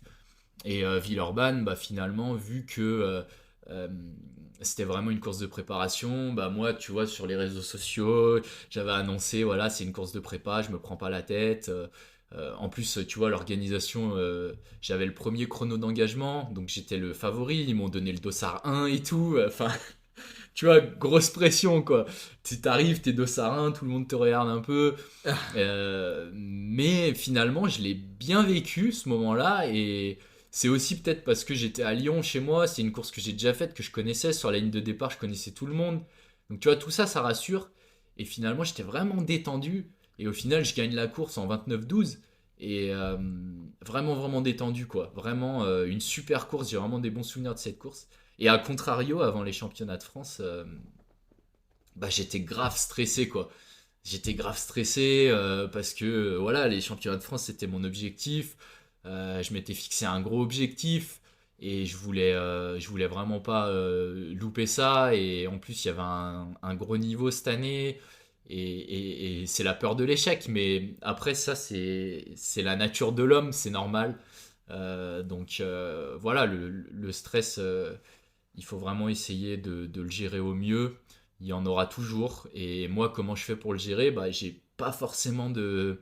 Malheureusement, hein, pour ceux qui s'attendaient à une astuce miracle, non, j'ai pas forcément d'astuce. Je fais pas de préparation mentale ou quoi que ce soit. Je fais pas de visualisation. Euh, Enfin, si, je me visualise toujours en train de monter sur le podium. Tu vois, Oui, oui, j'y ai oui, pensé au championnat de France, de faire mon top 5, bien sûr. voire même monter sur le podium. Ça, c'est des choses que j'essaye de visualiser pour me motiver, tout ça. Mais sinon, non, je fais pas vraiment de préparation mentale ou j'ai pas vraiment de routine spécifique sur l'aspect stress et mental avant une course. Voilà, en fait, le stress, je le prends comme il vient. Je Mhm. sais qu'il y en aura plus ou moins. Et en fonction de ça, il faut essayer de gérer, de rester focus. Ouais. Et de toute façon, comme tu l'as dit tout à l'heure, on sait très bien qu'une fois que le coup de pistolet il est lancé, euh, voilà, tout ça part. Et après, il faut faire sa course et être focus, quoi. Ouais. Donc c'est jamais quelque chose qui t'a dérangé pendant la course, qui t'a travaillé pendant la course. Non, non, non. Après, avant les courses, oui, j'en ai comme tout le monde. Oui, bien sûr, mais c'est Et pas quelque voilà. chose qui t'a fait contre-perf à certains moments Non, je dans ta pense pas, carrière. ouais, je pense pas. Ok. C'est intéressant parce que même à haut niveau, on peut voir des personnes qui sont un peu Hmm. paralysées Ouais, par le ouais. stress. Et c'est bien que tu arrives à le gérer. Et du coup, est-ce que tu peux nous parler un petit peu de cette course des championnats de France aussi? Savoir comment ça s'est déroulé et puis comment vous avez articulé votre entraînement avant Mhm. cet objectif clé. Est-ce que vous étiez sur la même continuité ou il y a eu quand même des changements donc dans le volume, dans l'intensité Ouais, bah déjà, il faut savoir que moi, il y a beaucoup de monde qui me pose la question, mais moi, je fais pas de cross l'hiver. Parce que je Oui, sais qu'en France, voilà, en France, c'est un peu, si tu suis le parcours FFA, tout ça, tu fais ta rentrée, tu fais les crosses l'hiver, après les crosses, tu fais de la route, après la route, tu fais la piste, et après, tu te reposes l'été, tu ouais, vois. c'est un peu C'est, voilà, c'est le parcours, on va dire, académique, classique, ouais. voilà. Moi, j'ai toujours été atypique sur tout ce que je fais. Et le cross, en fait, pourquoi j'en fais pas? Bah, parce qu'avec Maxime, on a toujours pensé que si je voulais progresser sur route, fallait faire de la route. Ouais, la C'est spécificité, ouais. voilà, c'est ça. Donc c'est binaire, hein, c'est comme ça. Même si on va dire que, enfin, même si voilà, certaines personnes vont dire que le cross c'est un bon affûtage pour la route, que tu travailles d'autres filières, etc., etc. Moi, je pense comme lui, et je pense que si tu veux progresser sur route, il faut faire de la route, tout Ah oui, ça fait simplement. du sens. De toute façon, pour tout, je Voilà, pense. Il faut c'est rester ça. le plus spécifique possible à ce qu'on Ouais. prépare. Et en plus de ça, les crosses, c'est pas forcément ce que je kiffe le plus. Et moi, si je pratique le sport, c'est aussi pour kiffer, Par pour prendre du plaisir, ouais. plaisir. Donc, je vais pas me forcer à faire quelque chose si je prends pas de plaisir. Donc c'est pour ça que j'ai décidé de pas faire de cross parce qu'en plus c'est l'hiver et l'hiver il y a beaucoup de courses sur route. Parce En que tu vois plus, là en ce ouais. moment je fais de la piste, c'est pas ce que je kiffe le plus, mais c'est parce que la saison route est finie et qu'il y a que ça aussi. Oui, et puis je Voilà. pense que la piste est quand même très complémentaire pour courir vite sur route. Aussi ouais, Je aussi pense. ça Plus, m'apportera je peut-être un pense poil plus de plus gains, ouais. que le cross. Le cross peut être Exactement. intéressant, mais loin des compétitions en prépa générale. Ouais. Et on perd peut-être Ouais, quelques ouais, petites ouais. cartouches pour C'est ça. l'entraînement C'est route, quoi. ça. Et mine de rien, je fais beaucoup aussi de piste à l'entraînement, donc faire de la compétition sur piste, ça fait un peu plus de sens que le cross avec Oui, la oui, route. oui. Voilà. Donc après, voilà, je dis pas que le cross c'est mauvais pour la route ou quoi. Je pense que c'est très bien de préparer ces compétitions route en faisant du cross. Mais moi, c'est pas ce que je fais et c'est pas ce que j'ai envie de faire, c'est tout. Donc voilà, pour en revenir au sujet, en fait, moi, je fais de la route tout l'hiver. Donc la saison route, elle a été longue. J'ai commencé dès le mois d'octobre-novembre. Et j'ai commencé à faire mes gros objectifs en janvier avec la prom classique, là où je bats mon record en 29,05. Ensuite, en février, j'ai enchaîné avec le semi de Barcelone. Ensuite, j'ai enchaîné avec le 10 km de Villeurbanne en mars. Et après, les championnats de France étaient en avril. Donc en fait, finalement, là où aussi Maxime aimerait bien que je change, c'est sur les dossards. Il pense que je prends trop de dossards. Oui, Et tu vois, justement, là, on allait en parler. tu vois, là, j'ai pris plusieurs dossards. Et quand tu prends beaucoup de dossards, en fait, ça te limite un peu dans tes prépas. Donc pour parler de la prépa des championnats de France, bah, en fait, moi je dirais c'est vraiment une prépa globale sur tout l'hiver, Oui, pardon. vous avez vraiment Voilà, commencé très tôt. c'est ça. Et voilà, pour en revenir à ce que je disais, étant donné que j'ai pas fait de cross, bah, Hmm. finalement les championnats de France, je les prépare depuis novembre. Tu vois. Oui. Voilà, je les prépare depuis novembre parce que depuis novembre on fait du SP10 et bon, j'ai Ouais. fait un semi entre temps parce que voilà, moi je suis un coureur de 10, mais je suis en train aussi de développer mes capacités sur semi. Donc chaque saison, j'essaye de faire un ou deux semis, mais je reste quand même focus 10 pour le moment. Mais voilà, donc quand j'ai fait le Speed Barcelone, on est passé par une petite prépa semi qui m'a sûrement servi aussi pour 10K. Oui, bien sûr, Euh, c'est complémentaire en plus. C'est deux voilà, distances qui sont très voilà. complémentaires. Mais sinon, voilà, pour la prépa des France, vraiment, je la prépare depuis le début de la saison finalement. Et je pense pas que Maxime ait adapté spécifiquement mon plan Oui, il est à. resté sur ça, vraiment. Voilà, on est resté sur la même ligne directrice depuis le début de saison sur la route. Donc voilà, on n'a pas forcément fait de prépa vraiment très très spécifique pour la course des championnats de France, en tout cas. Ok. Et du coup, au niveau du nombre de dossards que tu Mm. prenais à l'époque, on va dire, comment tu as réussi à te raisonner, en prendre un petit peu moins? Et qu'est-ce qui t'a donné envie de le faire aussi? Et est-ce que tu es convaincu que ça va te permettre d'aller... parce que je sais que moi, je connais certains très bons athlètes qui enchaînent les courses et qui ont quand même un niveau de performance, notamment un maintien de la forme et non pas Ouais, une ouais. augmentation de la forme. J'ai l'impression que quand on enchaîne les compétitions, ça permet quand même de maintenir sa forme, de travailler énormément ses allures spécifiques de course. En revanche, on progresse peut-être un petit peu moins. Et quel est ton avis là-dessus? Donc on connaît celui de Maxime, que je partage pleinement, si Ouais. tu veux vraiment continuer de progresser, aller chercher un chrono. Mhm. Mais encore une fois, tu as l'aspect plaisir qui entre en Mhm. jeu. Et est-ce que tu as réussi à trouver l'équilibre ou tu te retrouves encore des fois un petit peu frustré en te disant ah, j'aimerais bien prendre un dossard sur cette course? Et ben, ouais, comme je te le disais tout à l'heure, ça m'est arrivé de faire des années à 35 dossards. Donc, passer de 35 dossards ou 30 dossards à l'année à 5-6 dossards, c'est vrai que ça fait mal. Et moi, j'ai toujours été du principe que pour quoi que tu fasses, il faut y aller progressivement. Et ça, je pense que Maxime, il a toujours été en accord avec moi. Donc, aujourd'hui, j'ai réduit mon nombre de dossards, mais je pense qu'on peut encore optimiser un petit peu. Après, je sais pas, on verra les saisons prochaines. Mais quoi qu'il en soit, ce qui a été le déclic, surtout, c'est cet hiver, hein. C'est assez récent finalement que j'ai baissé mon nombre de dossards. Euh, En fait, j'ai commencé la saison là 2023-2024 avec le semi de Montréal, pardon, Oui. que j'ai fait en septembre. Donc voilà, en septembre, j'arrive fin d'été, je gagne le semi de Montréal, je fais une 6, je mets 2 minutes à mon chrono. J'étais super content et tu sais, je commence à m'enflammer. Allez, je m'inscris sur des courses. Sans déconner, enfin, je m'étais inscrit au Marseille-Cassis, je m'étais inscrit aux 10 km de Bordeaux, je m'étais inscrit sur un 10 km local là, à Caluire. Et j'en avais pas forcément parlé à Maxime. Je m'étais inscrit aussi aux 10 km du Réunion. Et tu vois, j'en avais pas forcément parlé à Maxime. Et je pense que ça a été une grosse erreur. Parce que ton coach, il faut quand même lui en parler. C'est lui qui fait tes plans et tout. Et oui. Et Puis si ça tu prends impose à des... chaque fois des micros affûtages tout le temps Ouais. si tu veux faire quelque chose. Non, Donc au non, mais final, c'est... ouais. Et du coup, en fait, à ce moment-là, bah, moi, j'ai fait un peu ma vie. Et le plan, je le suivais à moitié. Je faisais mes compétitions. J'ai gagné le Run in Lyon. Donc, tu vois, ça me motivait. En plus, quand tu vois que tu gagnes, que tu fais des bons Oui, chronos, t'es grisé un petit peu c'est par ça. ça, ouais. Ça te motive et tu te dis, bah, je vais refaire d'autres compétitions pour regagner. Surtout un profil comme moi qui est ultra Et compétiteur. bien sûr. Donc, et sauf que en fait, à ce moment-là, Maxime, déjà à ce moment-là, j'ai fait une contre-perf sur une course. Le 10 km de Caluire, c'est un 10 km local organisé par mon club. Et tu vois, je valais 29-27. C'était mon record sur 10 km à cette époque-là. Et je suis allé sur ce 10 km, j'ai couru 30-50. Donc voilà, grosse contre-perf. Dès le troisième kilomètre, j'avais pas de jambes. Tout simplement, j'en avais trop fait la semaine. J'avais peut-être aussi trop fait de compétition avant. Enfin, et tu vois, à ce moment-là, Maxime, il m'a envoyé un message et il m'a dit écoute, Anto, faut arrêter ce mode de fonctionnement parce que ça va pas le faire. Enfin, clairement, il m'a mis un coup de pression. Là, il a fait une vidéo récemment sur moi, il en parle.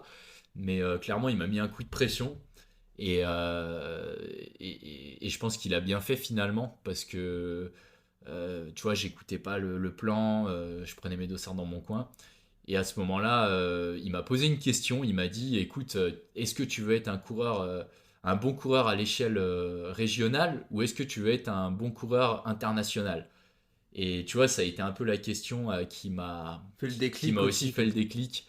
Et je lui ai dit, ben non, moi je veux vraiment être un coureur international, faire les meilleurs chronos, rêver d'un podium au championnat de France un jour. Et il m'a dit, bah tu sais ce que tu as à faire. Et du coup, à ce moment-là, tous les dossards que je t'ai cités avant, je les ai annulés. Je suis pas allé au Marseille-Cassis, je suis pas allé aux 10 km de Bordeaux.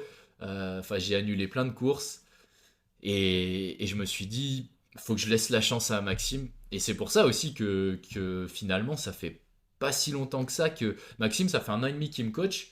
Mais ça fait, on va dire, 6-8 mois que je l'écoute vraiment. Ouais, que tu Donc suis vraiment la pendant six structure. mois, Ouais. je le payais, mais finalement, je suivais à moitié Oui, oui, oui, oui. le plan. Et lui, ça l'a saoulé, c'est normal. Oui, oui. Et moi, je balançais un peu mon argent par les fenêtres aussi d'un côté. Et là, à ce moment-là, je me suis dit, écoute, Anto, vas-y, écoute-le, donne-lui sa chance pour la prom classique. Et là, pour la prom classique, j'ai fait une prépa de 5 ou 6 semaines, je crois, sans prendre aucun dossard. Et on connaît la suite, hein, je suis arrivé sur la prom et je fais 29,05 quoi. Ouais. Donc là, ça a été dans ta tête aussi, j'imagine, un énorme Ah déclic mais de là, dire ouais, là, bon, bah, c'est tout, c'est validé. voilà, en fait quand j'ai fait ça, je me suis dit mais je suis bête, j'aurais dû Ouais. l'écouter dès le début. Et tu vois, être à 5 secondes du sub 29, je me suis dit mais en fait il a raison, tu peux être un grand coureur international. Et c'est là où je me suis dit mais j'aurais dû l'écouter bien avant. Et après, un mois plus tard, je fais une 4 au semi de Barcelone. Et là, ça m'a encore plus conforté à l'idée qu'il fallait que j'arrête de m'éparpiller et qu'il fallait que j'écoute mon coach, quoi. Je vois, ouais. Ouais. Donc du coup, au final, ça va commencer à payer seulement maintenant, puisque ouais, il faut Ouais. un petit peu de temps quand même. Donc si ça fait entre 6 et 8 mois, ouais, je comprends l'optique. Et ce qui veut dire aussi, ce qui est ultra positif, c'est que tu as encore une grosse marge de progression, ça c'est certain, puisque ça fait pas longtemps que tu suis vraiment une programmation sans trop faire de courses. Donc ça c'est vraiment chouette. Et du coup, tu me disais en off que tu avais l'idée aussi d'aller faire des stages au Kenya. Oui. Donc pourquoi cette opportunité et comment tu penses que ça peut t'aider à passer un cap dans ton entraînement? Est-ce que c'est sur les conseils un peu de Maxime ou c'est un projet que tu avais personnellement? Ouais, bien sûr. Là, le stage au Kenya, il est déjà booké, donc j'ai vraiment hâte.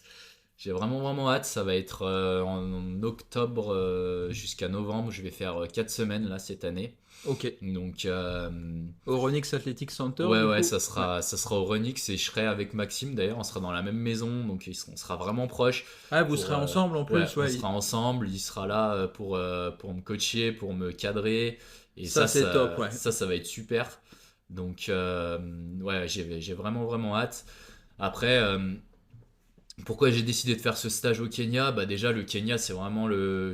Je pense n'importe quel coureur rêve d'aller au Kenya. Les Kenyans, c'est les meilleurs coureurs au monde, hein. Les Kenyans, les Éthiopiens, voilà, hein, faut dire ce qu'il y a, c'est les meilleurs coureurs au monde. Puis c'est quand même un cadre idyllique pour s'entraîner. Je sais que voilà, on peut faire des stages en altitude en France, mais c'est pas la même chose. Je pense que c'est pas la même expérience que le Kenya. Donc moi j'ai décidé de faire. C'est mon premier stage hein, d'athlétisme. J'ai jamais fait de stage même en France. Donc là ça va vraiment être une découverte aussi pour moi. Et, euh, et c'est pour ça que je voulais choisir le Kenya pour vraiment que ça reste aussi gravé dans ma mémoire et garder des bons souvenirs de mon tout premier stage. C'est clair. Et, euh, et oui, j'y suis allé aussi sous les conseils de Maxime, parce que Maxime, c'est son quatrième stage au Kenya, je crois, quatre ou cinquième stage, il a l'habitude, donc je vais pouvoir bénéficier de son expertise. Oui, Euh, c'est ce que j'allais dire au niveau des conseils sur c'est la ça. gestion de l'altitude, Mm, comment gérer son arrivée sur place, comment augmenter l'entraînement. Là, tu vas être à bonne école et ça va être c'est génial. ça. Ça va t'éviter beaucoup d'erreurs et tu vas Mm, pouvoir maximiser exactement. ton Parce que plein. comme tu dis, ouais, je pense il y a beaucoup de monde qui veut aller au Kenya, mais qui y vont sans cadre et sans être suivi. Et Et oui, ça peut être ultra dangereux parce qu'au Kenya, il faut pas oublier que tu es à 2000, plus de 2000 mètres et d'altitude. bien sûr, ouais. Le Kenya aussi, souvent, quand il va, bah, il y a beaucoup de coureurs, donc tu vas forcément T'es grisé un beaucoup peu par. courir, tu Bah vas oui. forcément faire plus de volume qu'habituellement, tu vas peut-être aller plus vite alors que tu es en altitude en plus, et tout ça, ça peut te faire générer une blessure, des carences aussi alimentaires. Enfin, j'ai vu beaucoup de coureurs aller au Kenya et revenir plus fatigués Mm. qu'avant de venir, et au final, c'est bête de dépenser de l'argent, d'aller au Kenya et de revenir sans progresser ou de revenir avec une expérience biaisée comme ça. Donc voilà, c'est pour ça que moi, je me suis calé sur les dates de Maxime hein, pour y aller, parce que je voulais vraiment vivre cette expérience avec Maxime qui lui a vraiment l'expertise et qui saura me guider pour Et oui. justement que je monte en puissance et que je fasse pas n'importe quoi. Et surtout qu'il l'a vécu, hein. Je sais que bah, il expliquait dans ses premiers séjours que lui-même avait été confronté au souci de vouloir en faire beaucoup, beaucoup pour rentabiliser son. Ouais, Et du c'est coup, ça. maintenant, il a une expertise, il sait exactement comment il faut faire. Et ça, je pense que ça Mm, vaut de l'or, quoi, parce que lui, il a mm. l'expérience et Bah c'est ça, ouais, il sait exactement c'est comment ça. gérer ce genre de stage, puisqu'il a lui-même été confronté aux problématiques bah, que tu citais, Mm. donc l'alimentation, la gestion de l'altitude, des paces, et puis Pas trop en faire, pas ouais. trop se faire enflammer par tous les C'est Kenyans, les ça. énormes fartleks. Ouais, voilà, ouais, c'est ça. Exactement. Donc, je pense que ouais, les stages, c'est bien, mais vraiment, faut être encadré. Ouais, ouais. Encore Et, plus au Kenya en plus. et ouais, et encore plus au Kenya et encore plus sur son premier, je pense. Donc ouais, j'ai vraiment hâte parce que bah, de toute façon, le but de ce stage, au final, c'est de rentrer en France et après de passer sous les 29. Voilà, la quête du sub 29. Et après aussi, éventuellement, de passer sous les 1-4 au semi, ça sera un objectif un peu secondaire. Je vais tenter un semi après le Kenya. Mais l'objectif principal, ça sera, je pense, de faire un ou deux 10 km pour casser cette barrière des 29 minutes. Ouais.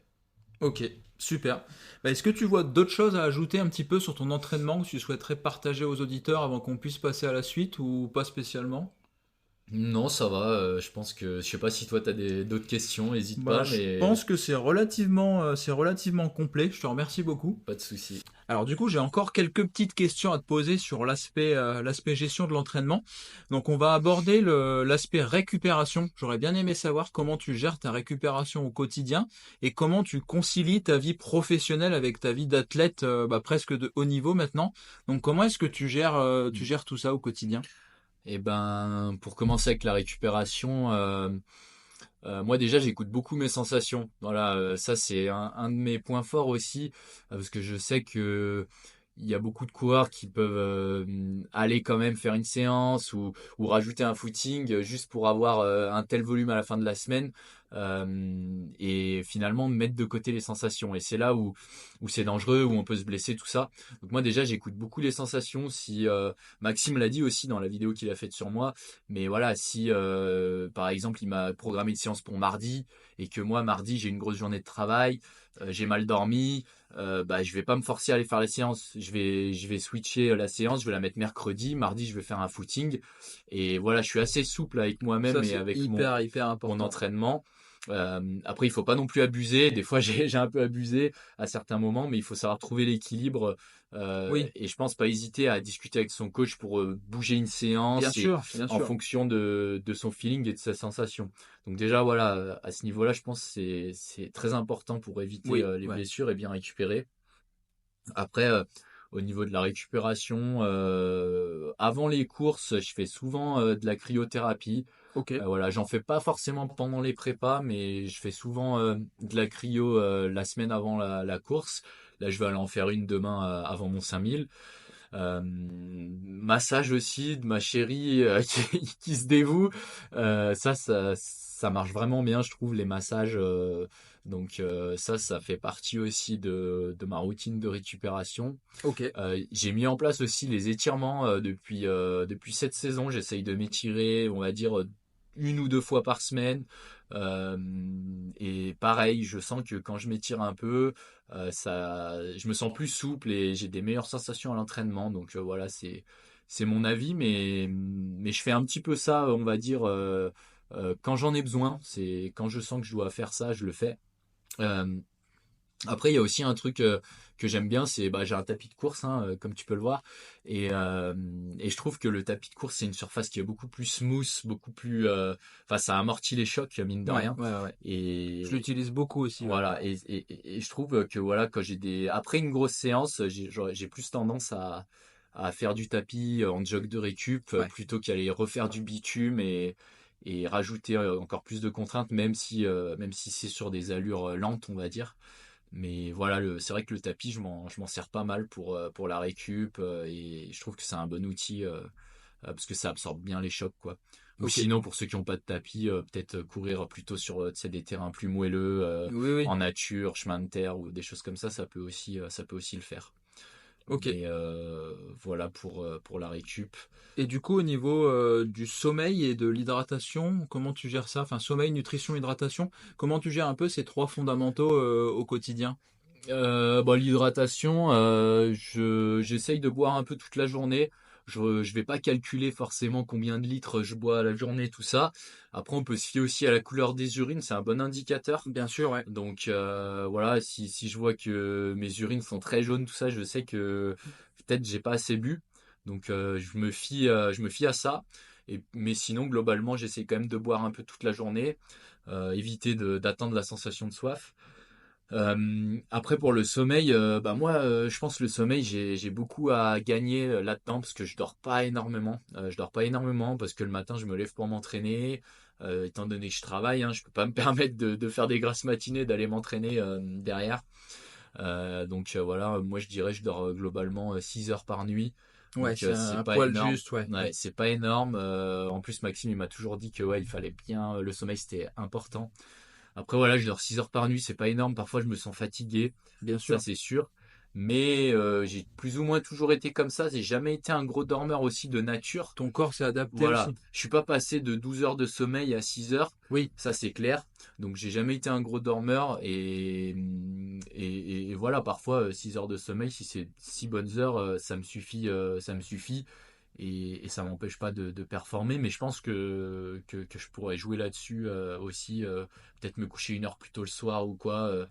Enfin, j'essaye vraiment, surtout la semaine de la compétition, ouais, de faire attention à ça et tu vois, ouais, de partir au lit une heure plus tôt Ok. pour essayer d'optimiser aussi ça. Mais sinon, pendant mes prépas, c'est souvent 5-6 heures par nuit et pas plus, quoi. Donc, je sais que c'est pas énorme. Ça marche. Et du coup, au niveau de l'aspect nutrition, qu'est-ce que tu mets en place? Est-ce que tu prends des compléments alimentaires? Est-ce que tu suis une diète particulière? Voilà, qu'est-ce que tu mets en place en termes de nutrition? En termes de nutrition, pour répondre à ta question, les compléments alimentaires, j'en prends un petit peu. Donc moi je prends de la protéine en poudre le matin parce que je me fais des pancakes protéinés, pas forcément pour l'aspect protéiné, mais plus parce que voilà, si j'ai une petite recette de pancakes et ça rajoute un apport protéiné pour reconstruire la fibre musculaire.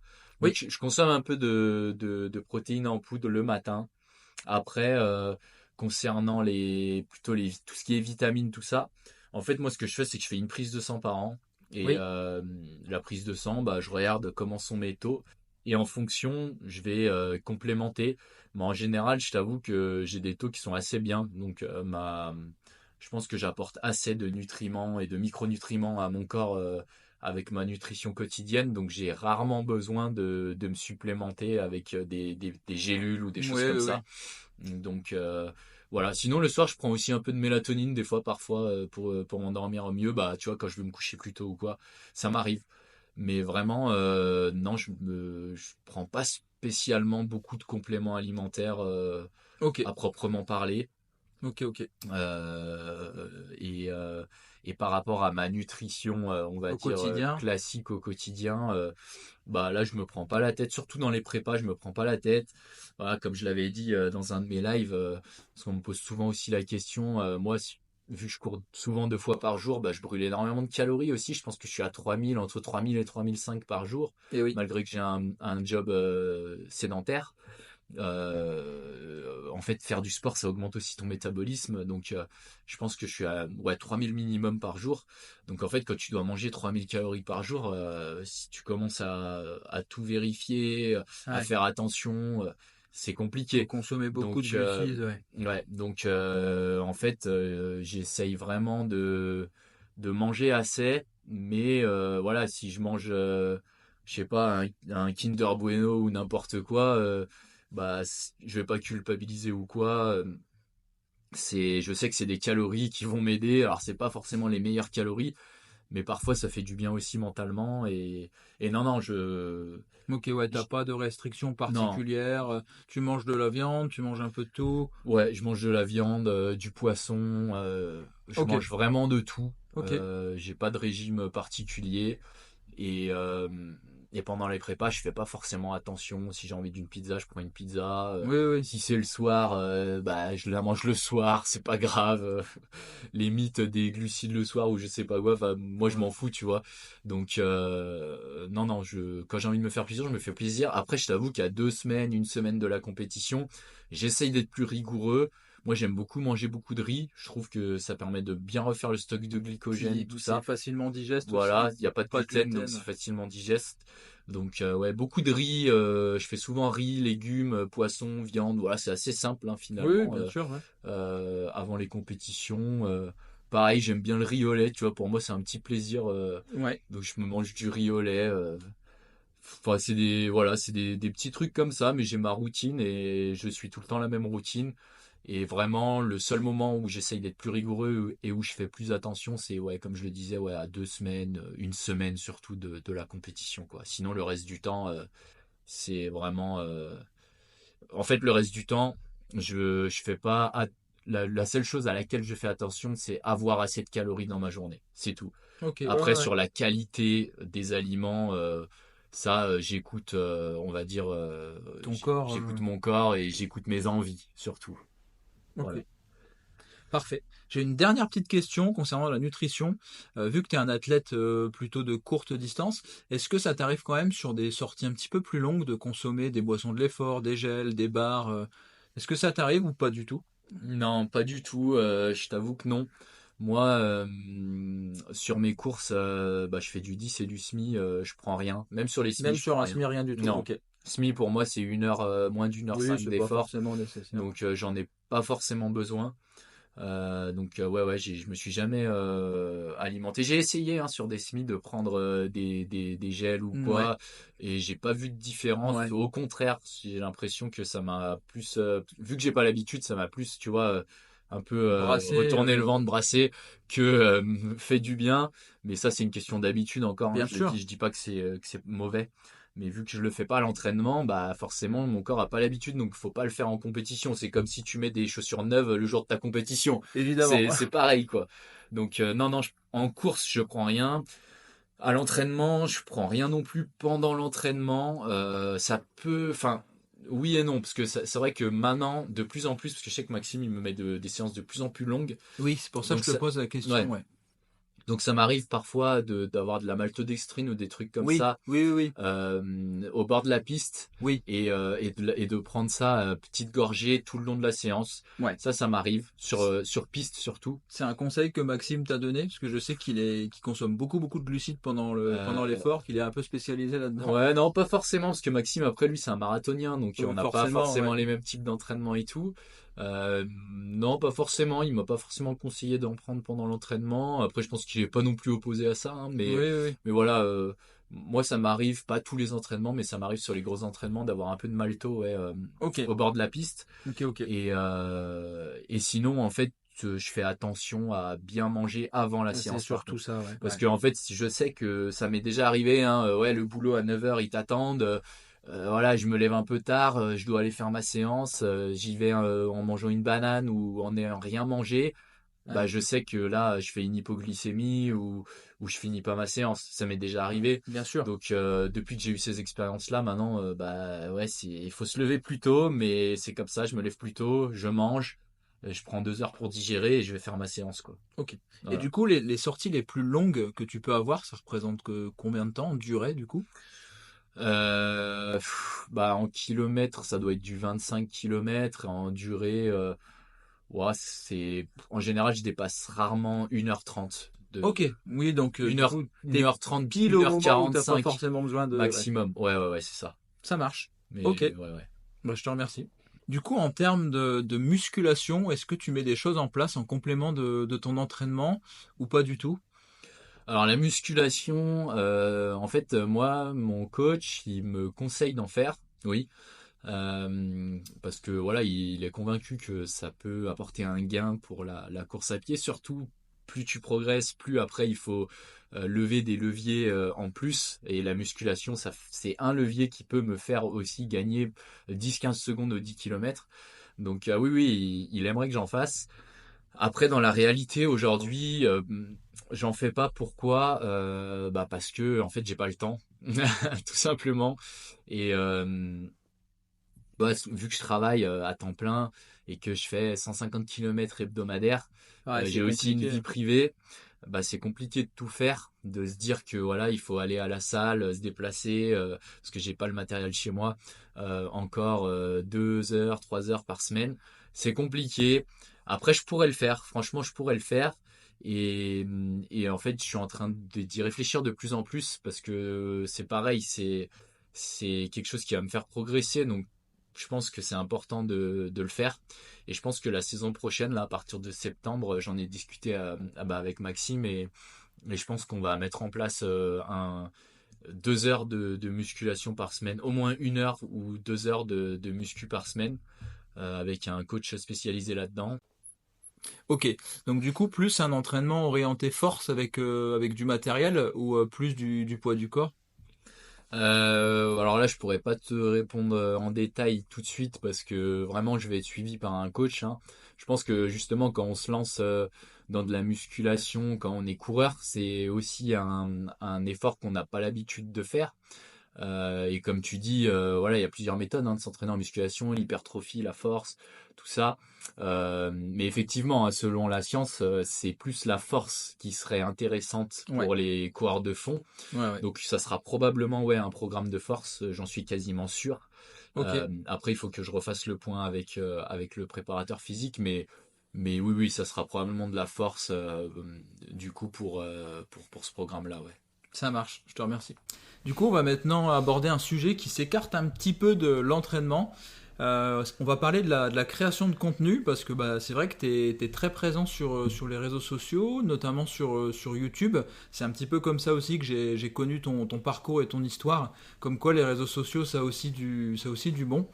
Et Mm. qu'est-ce que tu peux nous dire là-dessus? Qu'est-ce qui t'a donné envie de partager ça et de carrément de te professionnaliser là-dessus, hein, puisque tu m'expliquais en off que tu avais carrément des caméramans, que tu avais une chaîne YouTube, on va dire, qui se professionnalise de plus en plus. Et qu'est-ce qui t'a donné envie de mettre ça en place? Ouais, ouais, les réseaux sociaux, c'est une grosse partie aussi enfin, ça fait partie de mon sport, quoi, de mon aventure dans la course à pied. Moi, il faut savoir que j'ai toujours aimé les réseaux sociaux depuis que je suis jeune et même depuis que j'ai commencé la course à pied, j'ai toujours aimé les réseaux sociaux. Et ça fait, bah, je pense que j'ai lancé mon compte de course à pied sur Instagram dès mes débuts, mais Ok, même si voilà, j'avais pas le niveau que j'ai aujourd'hui, tout ça, j'ai vraiment voulu partager tout de suite en fait ce que je faisais sur Internet. Voilà, les réseaux sociaux, on a tendance des fois à mettre en avant souvent les aspects négatifs, mais je pense qu'il y a aussi beaucoup, beaucoup de positifs. Moi, ça m'a aidé aussi à mes débuts, à piocher des informations, tout ça. bien sûr. Donc, puis à partager, à découvrir de nouvelles courses, de nouveaux coureurs aussi, à se motiver aussi, mine de rien. Donc, donc vraiment, je suis dans les réseaux sociaux depuis très longtemps et j'ai toujours enfin, je sais qu'il y a des gens, tu vois, qui sont sur les réseaux en mode passif, ils sont plus là pour regarder tout ça et il n'y a pas de souci. Heureusement, sinon on n'aurait pas des abonnés, hein. Mais moi, j'ai toujours voulu j'ai toujours voulu être du côté créateur plutôt que du côté, tu vois, consommateur. Simple. Voilà, même si je consomme forcément. Mais j'ai toujours voulu être créateur sur les réseaux. Et à l'époque, tu vois, j'ai commencé il y a 7-8 ans, j'ai ouvert mon blog. À l'époque, c'était plus les blogs, hein, qui fonctionnaient bien. Il y avait moins, il y avait, tu vois, TikTok, tout ça, ça n'existait pas. Les formats courts, tout ça, ça n'existait pas. Et c'était plus, voilà, le format blog, c'est ce qui marchait en tout cas en course à pied. Je faisais des récits de mes courses. Je faisais aussi des tests produits, des choses comme ça. Et j'ai vraiment, je crée du contenu sur les réseaux depuis longtemps. Et j'ai un compte Instagram depuis très longtemps. Donc voilà. Après, là où j'ai senti une différence, enfin là où, comme tu dis, vraiment j'ai passé un cap, c'est quand j'ai lancé ma chaîne YouTube. Et c'est pas si vieux. Euh, Ça date d'il y a 1 an et demi maintenant, même pas, je crois. Euh, En fait, moi j'ai décidé de lancer ma chaîne YouTube parce que déjà je suis un gros consommateur de YouTube, il faut savoir. C'est vraiment une plateforme que j'adore et j'aime beaucoup. Et d'ailleurs, pour la petite anecdote, le contenu que je consomme le plus, c'est pas forcément du running. Tu vois, je regarde du jeu vidéo, du contenu voyage, tout ça. Et il y a plein de YouTubeurs qui m'inspirent pour mon contenu aujourd'hui, qui sont pas forcément des YouTubeurs course à pied ou sport. Et pareil, je suis un gros consommateur de Twitch, tout ce qui est format live et tout, parce que j'adore ça. Pendant le confinement, je passais mes journées sur YouTube et mes journées devant des lives, parce que vraiment, j'adore regarder des vidéos et suivre des lives. Donc, étant donné que moi-même, je suis un gros consommateur, je me suis dit, pourquoi pas me lancer ma propre chaîne et proposer mon contenu voilà, aux personnes qui veulent me suivre. Et, euh, et en fait, en début 2022, c'est là vraiment où je me suis dit, putain, j'ai envie de lancer ma chaîne YouTube, j'ai envie de partager, parce qu'en plus, je commençais à progresser. Ouais. Et tu vois, j'ai eu un blocage. J'ai eu un blocage dans le sens où Instagram, c'est assez facile comme réseau, je trouve, parce que finalement, tu te prends en photo, tu mets une petite description, tu publies, ça prend 5 minutes. Voilà, les gens, ils regardent, etc. Même faire une petite vidéo, voilà, aujourd'hui, c'est assez simple. Mais YouTube, c'est quand même plus d'investissement. C'est des vidéos format long. Il faut avoir une idée du script, de comment tu tournes. Et puis, il faut avoir du matériel. Donc, c'est pas, je trouve que c'est moins accessible, on va dire, que Instagram ou TikTok ou les réseaux comme ça. YouTube, c'est beaucoup moins accessible. Et tu vois, j'ai eu ce blocage un long moment. Et à un moment, en fait, fin 2022, j'ai vraiment eu un déclic.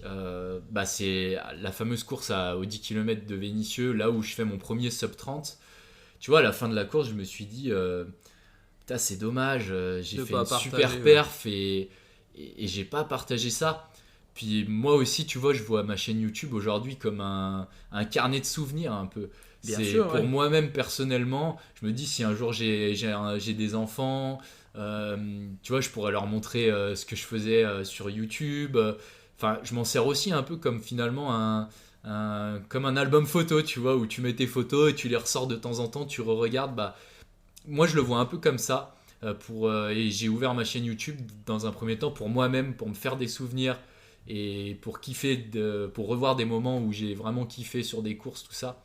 Et aussi pour partager avec la communauté. Et tu vois, quand j'ai fait cette perf de sub 30, je me suis dit, mais c'est vraiment c'est un jour, un grand jour, tu vois, pour moi. J'avais eu beaucoup d'émotions, j'étais vraiment content, et je me suis dit, c'est dommage de ne pas avoir immortalisé ce moment-là.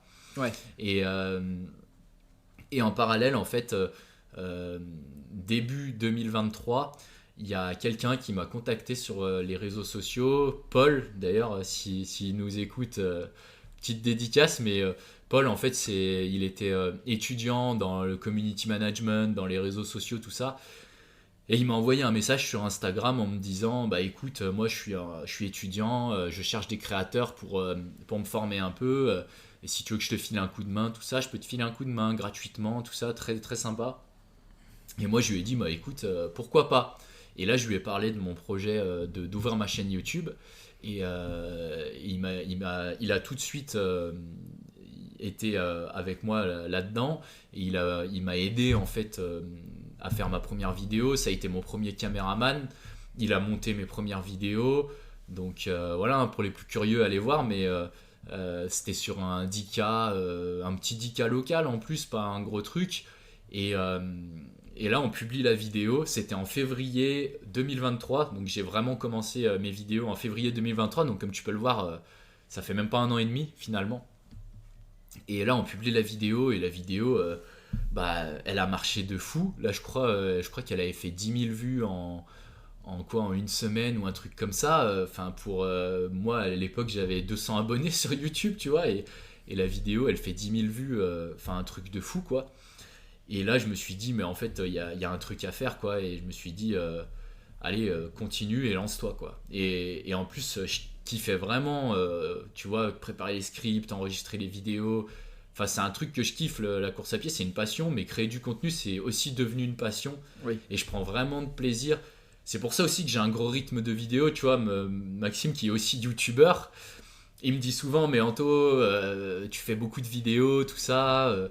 Mais en fait, j'ai un gros rythme de vidéo parce que tout simplement, je kiffe ça. Et je kiffe partager tous ces moments-là avec la communauté. Et voilà. Et à partir de ce moment-là, j'ai pas arrêté de faire des vidéos. J'ai continué. J'ai eu des moments où forcément, il y avait des vidéos qui faisaient 1000 vues. Même pas. Il y a des vidéos qui marchaient mieux, qui faisaient 5000, 6000 vues. Mais voilà, ça fait partie aussi du jeu. Hein. Il y a des hauts, il y a des bas sur les réseaux sociaux. Et ce qui est important, c'est d'être constant et de persister. Et aujourd'hui, mes vidéos, elles font toutes 10 000 vues minimum. Et tu vois, comme on dit, le travail paye. Et comme tu dis, aujourd'hui, je me suis professionnalisé, mais il faut savoir que à l'époque, quand j'ai commencé, j'étais avec Paul, qui était étudiant. On n'avait pas beaucoup de matériel, on filmait au téléphone, on n'avait pas de micro. Enfin voilà, c'était un peu le système D. Et puis au fur et à mesure du temps, après Paul, il pouvait plus trop travailler avec moi, donc j'ai été tout seul un moment. Donc moi je me suis auto-formé à faire des montages. Il y a eu une période où voilà, j'ai vraiment été tout seul. Et puis vraiment là où j'ai commencé à constituer une équipe, on va dire, c'est quand j'ai voulu investir un peu plus. Et en fait, pareil, un concours de circonstances, enfin une autre anecdote là-dessus, mais en fait, j'allais à la prom classique justement pour courir le 10 km en janvier 2024 et j'avais personne avec moi. Voilà, ma copine ne pouvait pas venir. Enfin, j'avais personne avec moi pour me filmer sur cette course et c'est la course où je fais 29,05, donc j'ai bien fait de la filmer. Et du coup, j'ai mis une story sur Insta.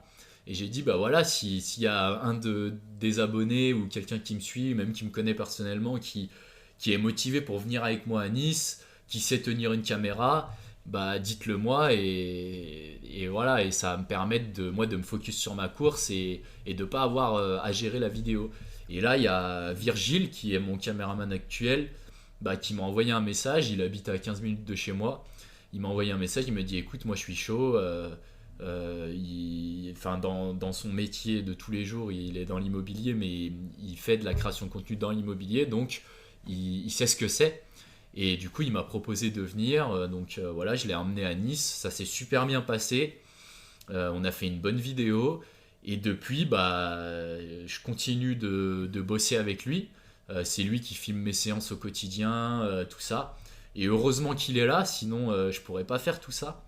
Et là, depuis aussi le mois dernier, j'ai aussi un vidéaste pro qui travaille pour moi, donc qui s'appelle Vando. Il habite à côté de Bordeaux et c'est lui qui a réalisé ma vidéo pour les championnats de France notamment. Donc les gens dans les commentaires, j'ai vu qu'ils avaient vraiment vu un upgrade de la qualité, ça fait plaisir. Et là d'ailleurs, je vais retravailler avec lui pour ma course 5000 mètres que j'ai samedi. Donc là, je commence à me constituer une petite équipe. J'ai aussi quelqu'un qui fait mes miniatures. Vraiment, j'essaye de sous-traiter le maximum pour avoir la meilleure qualité possible et aussi me focus sur la perf parce qu'au final, c'est très chronophage. Ouais. Voilà, au final, moi, ce que je fais passer au premier plan, ça reste quand même la perf.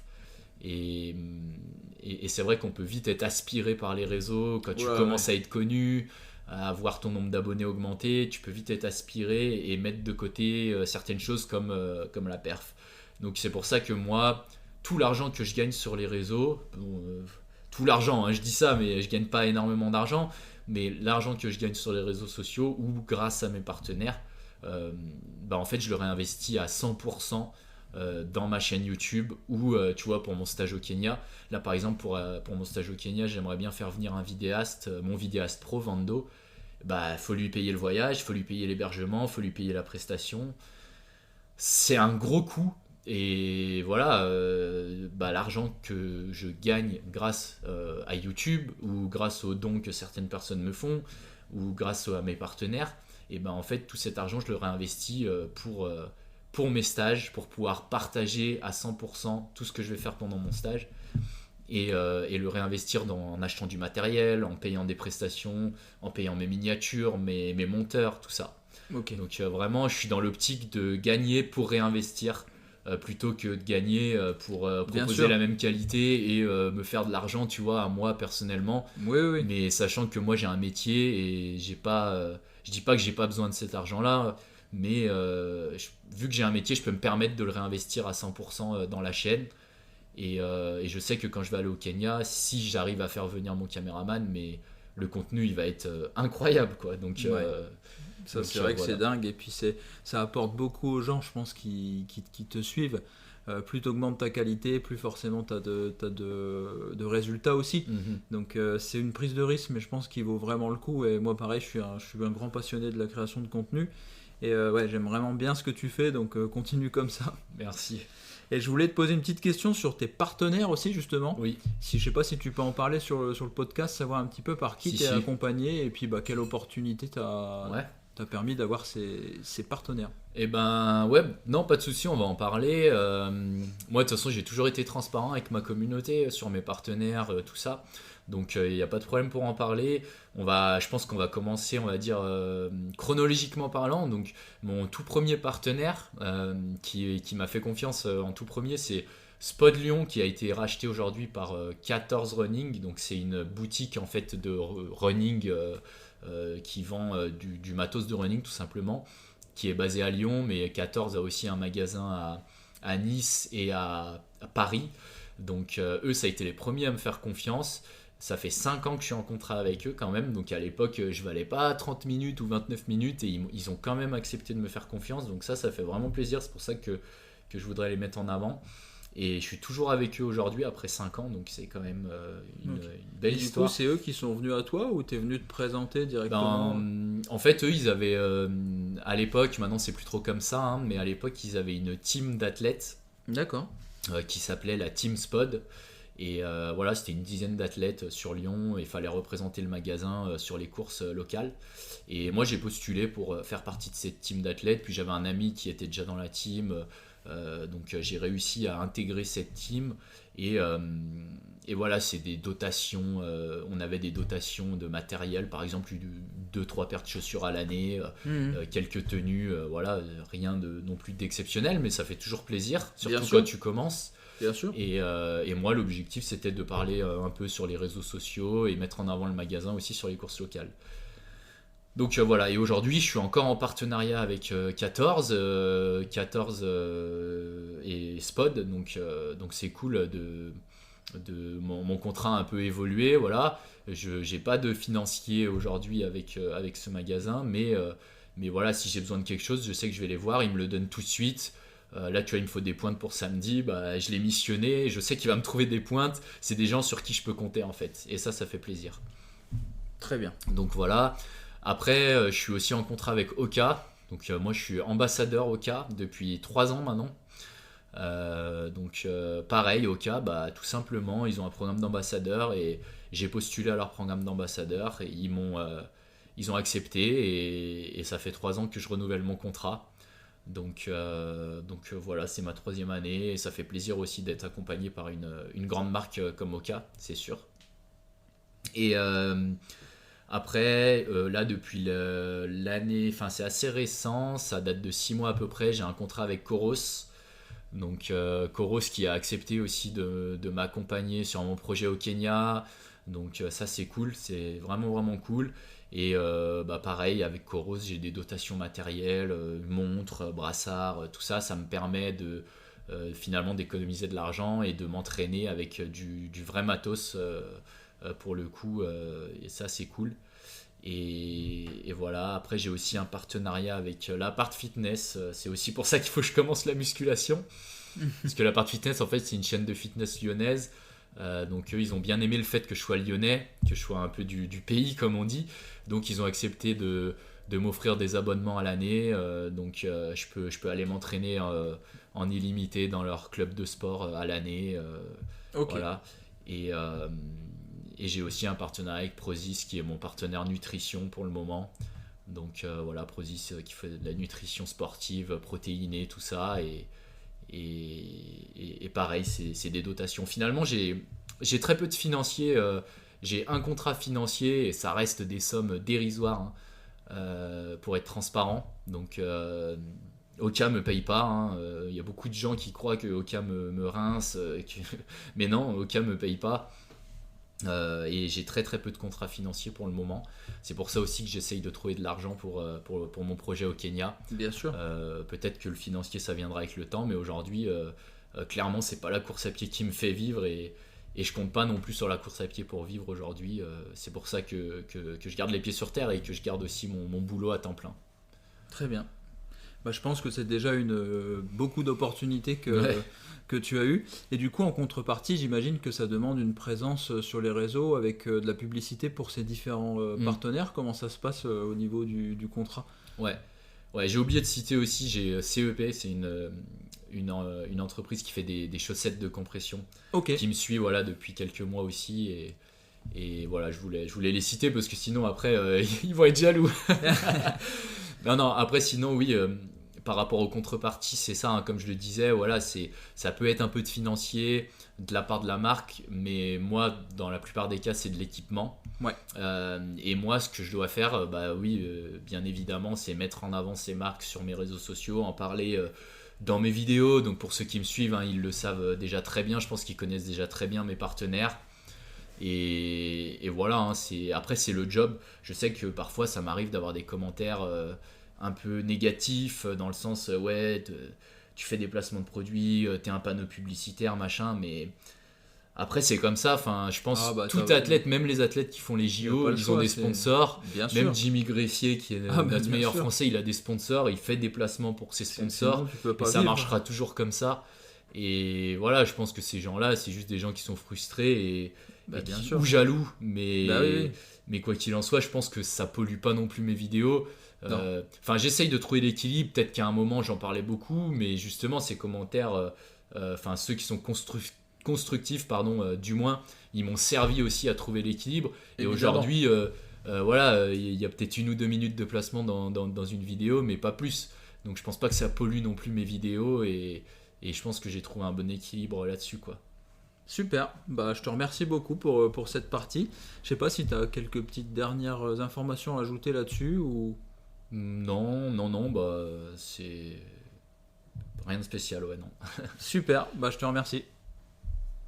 Bah, du coup, merci beaucoup pour ce super podcast. Je te propose de conclure tout doucement sur notre dernière partie où je vais déjà te demander quels sont tes prochains objectifs et quel chrono tu viserais. Alors, concernant mes objectifs là, à court terme, je vais en parler rapidement. Bah, là, j'ai mon 5000 mètres samedi. Donc, sur 5000 mètres, voilà, là, je fais un peu de piste en fait pour finir la saison et pour travailler la vitesse. Donc, c'est pas vraiment un gros objectif. Sur 5000, j'aimerais bien faire 14-20. Et après, j'ai un 3000 dans 2 semaines où j'aimerais bien faire moins de 8-30. Donc, voilà, ça, c'est vraiment à court terme. Et puis après, la saison pour moi, elle sera plus ou moins finie. J'aurai une dernière course sur route, un format un peu plus atypique et tout, mais voilà, pour l'instant, ça reste secret. Je t'en Ok, parlerai peut-être en privé si tu veux, tu seras privilégié, mais pour l'instant, je peux pas le dévoiler. ça marche. Et après cet été, voilà, je vais peut-être faire quelques petites courses pour me faire plaisir. Et après la saison prochaine, après le stage au Kenya, bah, les gros objectifs, ça sera de faire sous les 29 minutes au 10K et moins d'1h04 au semi-marathon. Donc je sais que je vais aller à la Prom Classique 2025, ça c'est sûr. Et Ok. après, peut-être refaire le semi de Barcelone 2025 pareil, mais voilà, ça reste encore à définir, il y a le temps. Ça marche, merci. Du coup, encore quelques petites questions que j'aime bien faire avant de conclure. Quel est ton meilleur souvenir de course à l'heure actuelle et quels sont un peu, quel est aussi ton pire souvenir de course et quels sont les apprentissages que tu en as tirés? Alors, le meilleur souvenir, bah, c'est dur d'en trouver un très précis parce que j'ai vécu, surtout l'année dernière, j'ai vécu beaucoup de belles choses. Euh, que ce soit mon chrono de 29,05 à la prom, je m'y attendais pas trop. Mais même mon premier sub 30, finalement, c'était un gros moment d'émotion pour moi et je m'y attendais pas. Donc, je dirais en fait, globalement, quand je bats un record, c'est toujours un très bon souvenir. Euh, Après, il y a aussi eu des beaux souvenirs sur des belles courses comme le semi-marathon de Montréal que j'ai gagné. Donc quand tu gagnes un semi-marathon à Montréal, gros événement, 30 000 coureurs, t'as la foule et le speaker qui annonce ton arrivée, que tu soulèves la banderole. Enfin, ça, c'est des moments que je me souviendrai toute ma vie. J'ai aussi gagné le 10 km du Run in Lyon cette année. Donc pareil, vraiment un très très bon souvenir dans ma ville. Donc c'est vraiment top. Et puis les championnats de France où je fais sixième, même si j'étais un peu déçu, voilà, avec du recul, il faut remettre les Ouais, choses dans leur contexte. Sixième au championnat de ça France, reste une très grosse ça perf. reste très bien. Donc voilà, je dirais que j'ai pas de moment précis de bons souvenirs, mais c'est plutôt la globalité. Enfin, ouais, la globalité là de ma saison, j'ai eu beaucoup de bons souvenirs qui vont vraiment rester longtemps, je pense, dans ma mémoire. Et puis concernant les pires souvenirs, ben je sais que la course de 60 km dont j'ai parlé au début du podcast, Oui, ça a été peut-être un de mes pires souvenirs parce que, comme je t'ai dit, ça m'a un peu dégoûté du long. Donc, quand tu es dégoûté de quelque chose, après, ça veut jamais dire que c'est un très bon moment que tu as passé. Puis, voilà, j'ai marché longtemps à la fin. Enfin, il y avait plus de plaisir. On pense quand tu perds cette notion de plaisir, c'est jamais très bon. Donc, ça, c'était pas un super souvenir pour moi.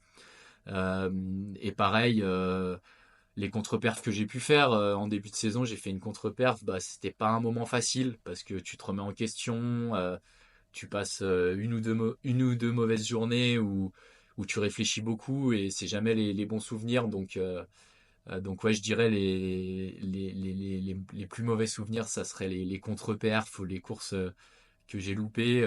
Voilà, j'ai jamais arrêté une course, jamais fait de DNF. Mais les courses où tu finis et que tu sais que t'es pas satisfait, c'est jamais des très bons souvenirs, ouais. ok. Et du coup, quels sont un peu les apprentissages que tu as retenus de ces échecs? Mhm. Et ben pour la course de 65 km, comme je t'ai dit, ça en a déduit que je m'étais pas assez entraîné, que j'avais peut-être été trop vite, tu vois, sur la distance. J'ai voulu trop en faire tout de suite. Donc ça a été vraiment un apprentissage. Et voilà, c'est pareil, aujourd'hui on me dit beaucoup, c'est quand ton premier marathon, tout ça. Bah aujourd'hui, moi je me sens pas prêt, pas forcément physiquement ou quoi, mais je sais que le jour où je veux aller sur marathon, c'est quand je voudrais le faire et quand j'aurais fait une prépa marathon. Je veux pas aller sur marathon pour dire d'aller sur marathon et y aller un peu à l'arrache, entre guillemets. Et tu vois, je pense que j'en ai tiré cette leçon aussi de bien se préparer pour son objectif Bien et sûr. d'être sûr de ce qu'on fait avant de Ouais. faire une course. Parce que sinon, ton expérience, elle va être biaisée Ouais. et, euh, et tu peux voilà, être dégoûté finalement si tu vas dans ce sens-là, quoi. Ouais. Ok. Et de quoi es-tu le plus fier dans ta carrière à l'heure actuelle? Qu'est-ce qui t'a rendu vraiment le plus fier? Bah, je dirais de ma progression globale, je pense. Je pense, voilà, ma progression globale, puisque comme moi je pars de nulle part finalement, j'ai des parents qui sont pas sportifs, qui connaissaient même pas l'athlétisme, je pense. Donc voilà, je suis fier de ça parce que je me suis construit moi-même. On m'a pas mis jeune à l'athlétisme. J'ai pas été influencé par quelqu'un pour faire de l'athlétisme ou de la course, hein, c'est pareil. Mais voilà, j'ai pas eu d'influence et vraiment j'ai découvert ce sport tout seul et j'ai grandi tout seul entre guillemets, même si j'ai été accompagné à certains moments. Mais globalement, j'ai réussi à courir 29-30 sans être vraiment encadré. Ouais. Et c'est ça, je pense, dont je suis le plus fier au-delà des chronos que j'ai fait dernièrement, c'est vraiment d'avoir atteint ce niveau-là aussi tard et tout seul, quoi. C'est Donc, clair, c'est impressionnant. ouais, donc je pense que c'est ça dont je suis le plus fier. Après, le jour, si je le fais, hein, bien sûr, mais le jour où je ferai sub 29, je pense que je pense que là, ça va être un grand, grand jour pour moi parce que vraiment, quand je regarde en arrière, ouais, C'est fou. je Ouais. reviens de loin, ouais, c'est clair. Super. Allez, il nous reste deux petites questions. Donc l'avant-dernière que j'aime vraiment poser. Si tu pouvais revenir en arrière, qu'est-ce que tu dirais au petit Anthony de 8 ans jusqu'à ton parcours d'aujourd'hui? Ouais, alors en vrai, revenir en arrière, on peut pas le faire en soi. Donc, je sais pas si vraiment j'arriverai à me dire de changer quelque chose parce que ça fait aussi partie de mon histoire. Bien sûr. Peut-être que si j'étais pas sorti avec mes potes, peut-être que si je m'étais pas blessé au foot, j'aurais pas été au kiné, j'aurais pas connu la course à pied et peut-être que mon parcours aurait été différent. Donc, je sais pas vraiment, mais je comprends ta question et je pense que bah, si je devais dire quelque chose au petit Anthony de quand j'avais 8 ans, bah, ça serait de demander à mon père de m'inscrire dans un club d'athlètes. Ouais, juste commencer plus tôt la course en fait. Voilà, ouais, c'est ça. Et d'ailleurs, mon neveu qui a 8 ans, bah, pour le coup, il fait de l'athlé depuis 2 ans et pour le coup, on l'a pas forcé. Ma sœur l'a mis à l'athlé, il a fait 1 an et on lui a dit est-ce que ça te plaît? Et là, aujourd'hui, il est à fond. Et aussi, quand il me voit, il vient sur les courses, il me voit, il est fier de moi et moi, Ouais. ça me fait plaisir que mon neveu voilà, kiffe la course à pied de son propre gré, hein, parce que je sais qu'il y a beaucoup de parents qui, des fois, qui sont coureurs et du coup, ils forcent un peu leurs enfants à faire de la course. Et moi, ma sœur, elle est pas du tout coureuse, elle le force pas. Et vraiment, à travers mon image, il aime ce sport et ça me fait vraiment plaisir de voir ça, quoi. Super. Et du coup, la dernière petite question avant de conclure, si tu pouvais te définir justement un peu ton parcours de vie atypique en une seule citation, en un petit mantra, qu'est-ce que tu pourrais dire? Ouais, bah, déjà, moi, je pense, en prenant mon exemple, il faut que les jeunes ou même les personnes plus âgées, il faut se dire qu'il faut pas se fixer de limites finalement. C'est vraiment, je pense, mon mantra, ça serait de, voilà, ne pas se fixer de limites. Parce que moi, bah, comme vous avez pu le voir à travers mon exemple, voilà, j'étais pas forcément fait pour ça. Quand j'avais 18 ans, j'allais en boîte de nuit, je courais pas, je faisais du foot mais à très bas niveau. Et aujourd'hui, bah, je suis proche du meilleur niveau national en France. Je peux faire des courses internationales, tout ça. J'ai atteint ce niveau-là et avec du travail, bien sûr. Mais je pense que il faut pas se fixer de limites. Pareil pour l'âge. Moi, j'ai commencé la course à 21 ans et bah c'est pas tout jeune mine de rien. Sachant que quand j'ai commencé, on l'a entendu dans mon parcours, hein, j'ai pas tout de suite été spécialisé sur route. Donc je pense que vraiment à partir de 25 ans, j'ai commencé à progresser sur route. Donc ça fait 5 ans. Et aujourd'hui, je suis à mon meilleur niveau. Donc je pense qu'il faut pas se fixer de limites, que ce soit sur où on veut aller et sur son âge aussi. Parce que il y a beaucoup de gens des fois qui ont 30 ans, 35 ans qui commencent et qui se disent ah mais je suis déjà vieux, machin. Ouais, Moi je me dirais jamais ça. Je serai un compétiteur jusqu'à 40, 45 ans. c'est Et clair. après il faut se battre avec les armes qu'on a. Mais il faut quand même continuer à se battre et pas se limiter à son âge, je pense. Donc ouais, c'est vraiment le message que je pourrais faire passer, ouais. Bah, très très beau message et je pense que c'est hyper important de le souligner. C'est vrai qu'on a tous et trop souvent des pensées limitantes Ouais, et t'en es la preuve vivante que bah, on peut les exploser et que bah, peu importe de où on part, on peut vraiment faire de grandes choses et atteindre des sommets.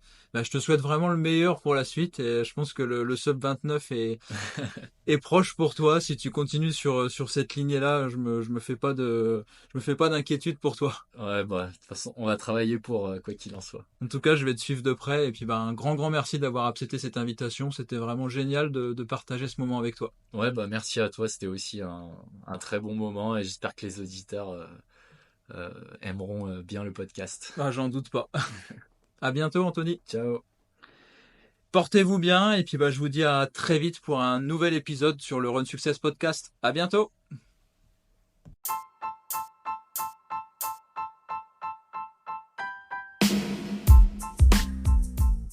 Un grand merci pour votre écoute, j'espère sincèrement que ce podcast vous aura plu.